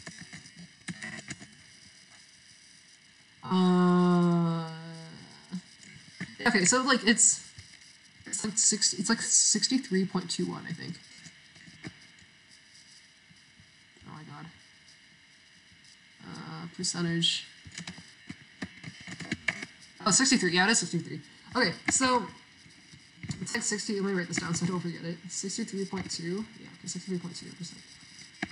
Essentially, what the time constant tells you is kind of like an estimate of like how long it takes a capacitor to charge and discharge, right? We talked about the greater the capacitor, right, the longer it can sustain that, the greater the capacitance, the longer it can like sustain that like current and stuff like that. And that's because of something called the time constant. Okay, the time constant is just your resistance times your capacitance. What's the resistance? Well, the resistance is like if you have some, well, I know what the equation is, I just didn't, I wanted to know the percentage thing.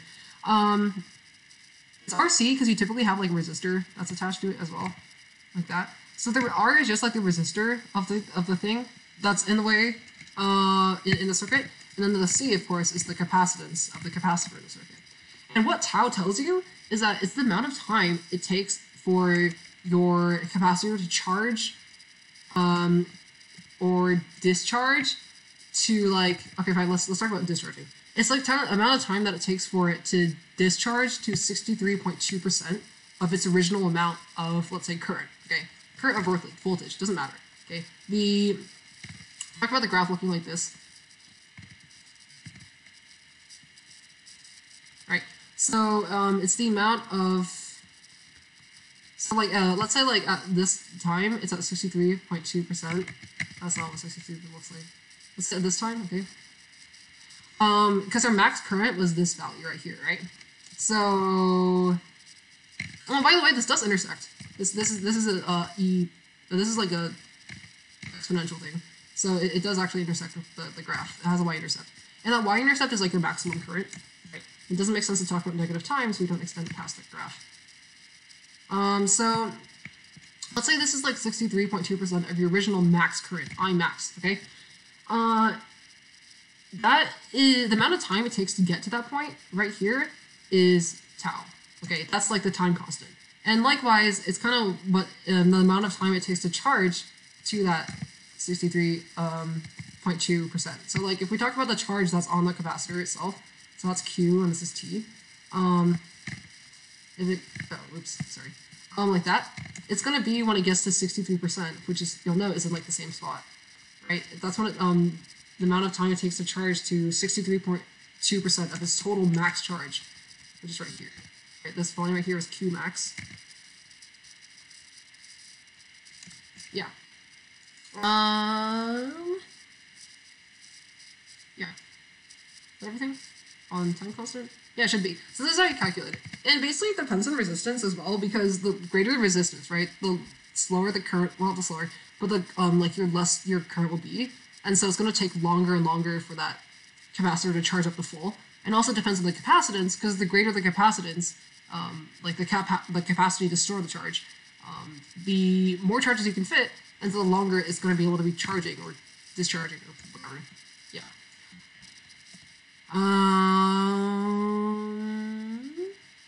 I was trying to do something else with this. Oh, right. Yeah, there's equations for the charging and discharging. It's like this graph right here.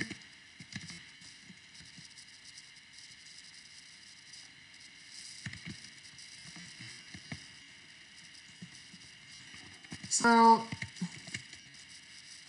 this stuff right here, like these equations kind of like tell you the like how they decay. I mean, it has like the annotations, but like I said earlier, it is an exponential thing, which is why your graph has a y-intercept, or at least just for the right there, right? And so it's going to be like an exponential decay sort of thing, where let me just rewrite this so it's clearer. So let's say that current is equal to I naught u to negative t over tau. So our current is just going to be the current flowing through at a certain time, like flowing through like the circuit at a certain time. And like I naught is like your initial, right? Anything like a sub naught is going to be like initial whatever. And then like your E is just of course like E, like the mathematical constant. And then tau is your time constant, so RC. So I mean really you can rewrite this as I equals I naught E to negative T over RC if you really want to. And so that's kind of how you like calculate the current at a certain time. They might ask you like what is the current through the circuit at 7 seconds? Well, you just plug in the numbers and there you go. One last thing about the time constant, it takes approximately like five time constants to get to like maximum charging or discharging. So it takes like about 5 seconds, or not 5 seconds, 5 cycles, like 5 RCs, 5 taus, because time is like, a tau is in seconds, right? So if you multiply that by 5, like 5 tau is like the amount of time it takes to charge fully. Charge or discharge fully. Remember that it takes the same amount of time to discharge as it does charge. I mean, which should kind of make sense, right? Like it's the same sort of thing, like same principle behind both.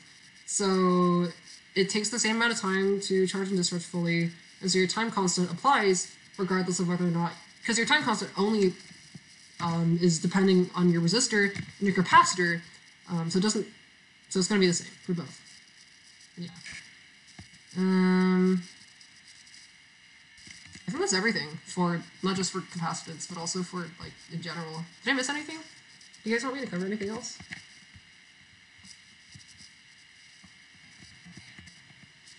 I was going to do topic, the particle physics stuff. I don't trust my ability to teach that. Well, I don't know if Kieran's back. If Kieran's not back, I don't know.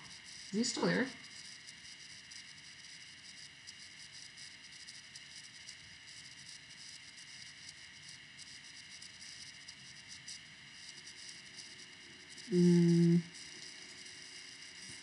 Okay, Kieran, do you want to take over now, or well, we should definitely take a short break. But yeah, if you guys have no other questions for me, yeah. If you wanted an explanation of double batteries, I can DM you later after I make sure I'm explaining it correctly. Yeah, whoever it was, send me a DM, and I'll like send you a message later. So yeah, okay. Well, that's the end of my revision, I guess. Thank you guys for like listening to me ramble about physics for I think it's been 3 hours I think. So that was like an in-depth review of everything in E&M, other than Transformers, which I didn't cover because I didn't learn it. Because my school skipped over like 3 units in HL, so that was a joy. I don't know. I guess we're waiting for Kieran. Until he's ready, I'll just be drawing. So you guys can stick around for that if you just want to like take a break or ask any other questions.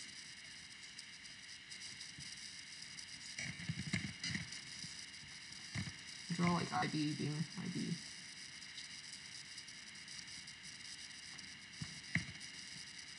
Yeah, of course.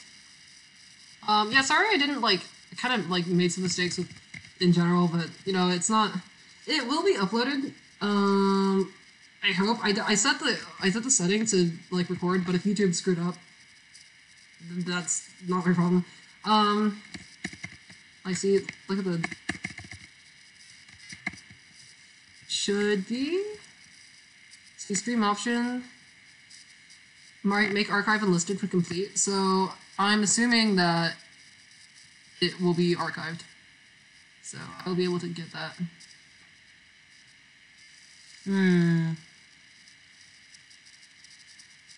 Yeah, see, it's recording, so that's cool.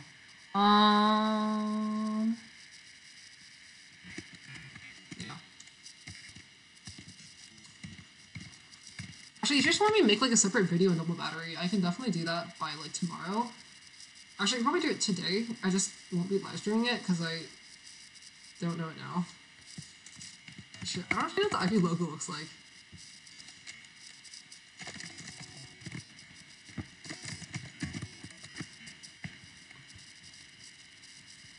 Oh, that's what it looks like. Alright, the B doesn't even have like a fucking... That's so dumb.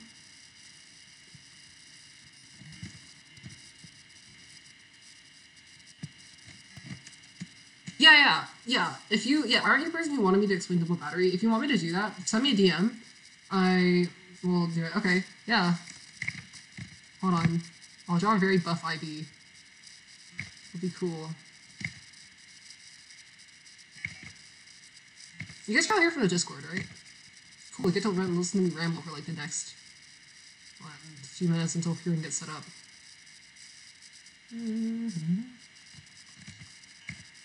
If you like ever in this time, if you think of any other extra questions, I will definitely answer them. So keep that in mind.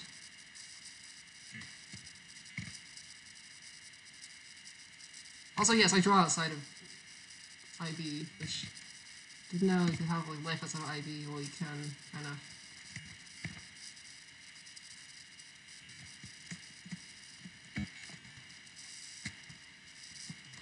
Hold on, I got this.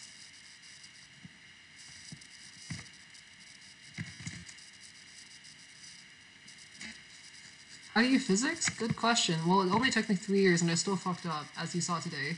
So, I don't know. I don't know.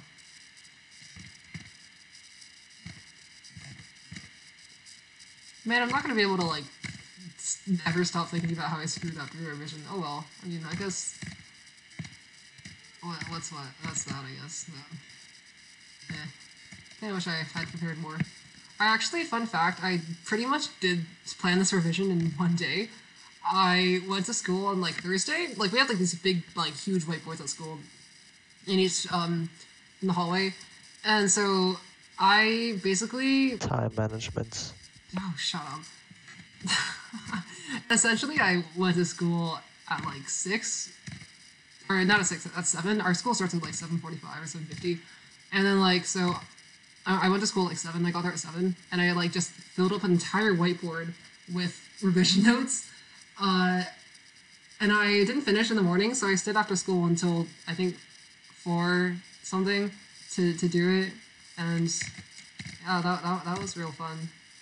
I definitely should have planned this earlier, except I had homework due like throughout the week. So I was like, well, if I'm already staying up for writing like until 2 a.m. for like my writing class, I don't think I really want to like stay up until 5 to do revision planning. So I was like, well, oops, guess I'm putting this off until Saturday. That's almost what happened.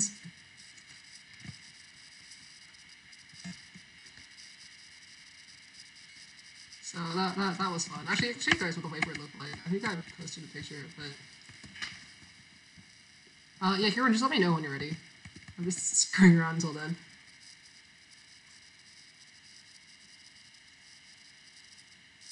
Yeah, I'll post it in the Muted Revisions channel. So like, yeah, yikes, that was fun. I had notes, like, big notes beside me this entire time. Also, oh yeah, by the way, actually, important revision related thing, I actually, yeah, shut up, Ninja. I actually have a guide that I'm writing. No, that's the wrong account.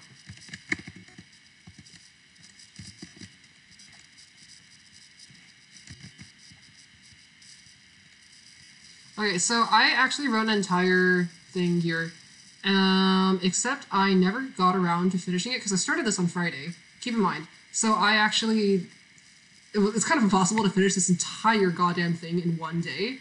So, and it's not even done. Like, I didn't even, like, finish this. So, I will try to finish this as soon as I can, but I don't think I'll be able to finish it in time for N18 revision. Sorry. Sorry, for N18 exams. But I will try to have this done as soon as I can. And I think maybe it'll help more than my verbal explaining, because I feel like I kind of suck at verbal explaining. Which, like, I'm kind of socially awkward and I don't know how to phrase crap. And, like, often kind of like forget stuff and talk really fast. And so I'm just overall confusing, like I am now, even when I'm not explaining physics. So, hopefully I can get this out sometime so you guys can have a better way to study. In fact, really, if you want to like look at it now, I'm fine with that. I want to share it with you guys. It's not done, but whatever is on there, you can use. I will definitely try to finish as much as I can this weekend. I highlighted some important topics in red, or I did until Google Docs reformatted all of it. And so I'll definitely be finishing those first, and that includes double batteries, actually. I actually originally had it on my plan I was actually originally going to cover it, but then I didn't have time to actually review it, so I didn't. So yeah, I will have the red topics done by tomorrow, so I'll post this in chat. Is that the right one? Oh my god. Yeah, okay. So... Oh, thanks. Yeah, this will be finished on the same document at some point, so it might be worth putting it in physics until I finish it. Yeah. Cool. Now we're just waiting for Kieran. Take your time, mate. I'm drawing IV decapitating students. It's cool. IA. Someone who actually is an IB draw this. I suggest stuff to write on this axe. I'm not in DP, so you can suggest. I don't know how IB works. Cast G4 project. Can I fit G4 on here? Oh, whatever. Okay. Taco would be proud.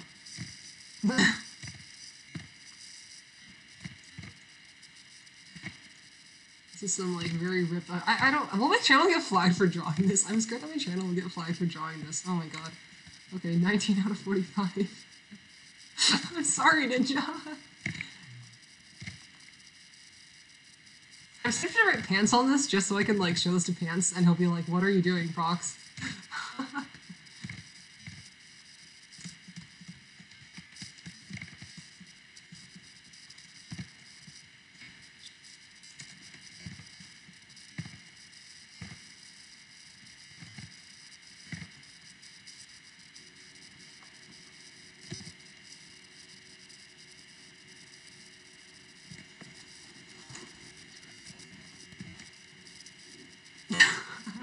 No, Ivy is the type of person to wear socks with sandals.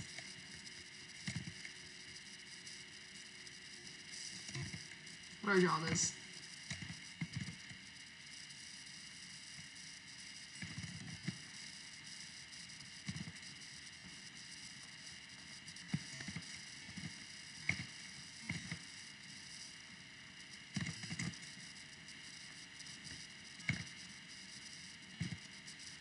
You guys want to hear about the color charge, which is not relevant to IB, but I think is one of the coolest things ever?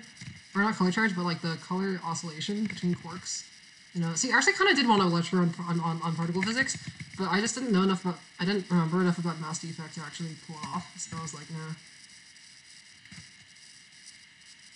Wait, does playing Kerbal Space Program count as Astro Review? Yeah, basically. I'm so ready for that, by the way. You better bring, if you don't Of bring course it does. one Kerbal thing, I'm gonna be so sad. Okay, yeah, just checking. Okay. Can confirm. Is that Tumor? Yeah.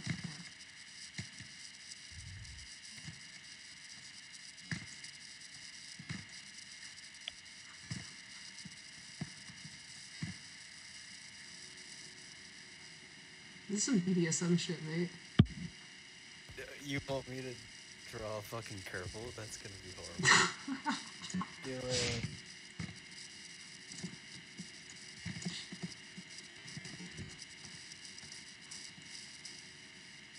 Consider trying an actual. I don't know. I can at least try to paint Ivy. Oh, you guys want to watch me paint this like on one layer? This is gonna be a disaster. Yikes. Okay, let's do this.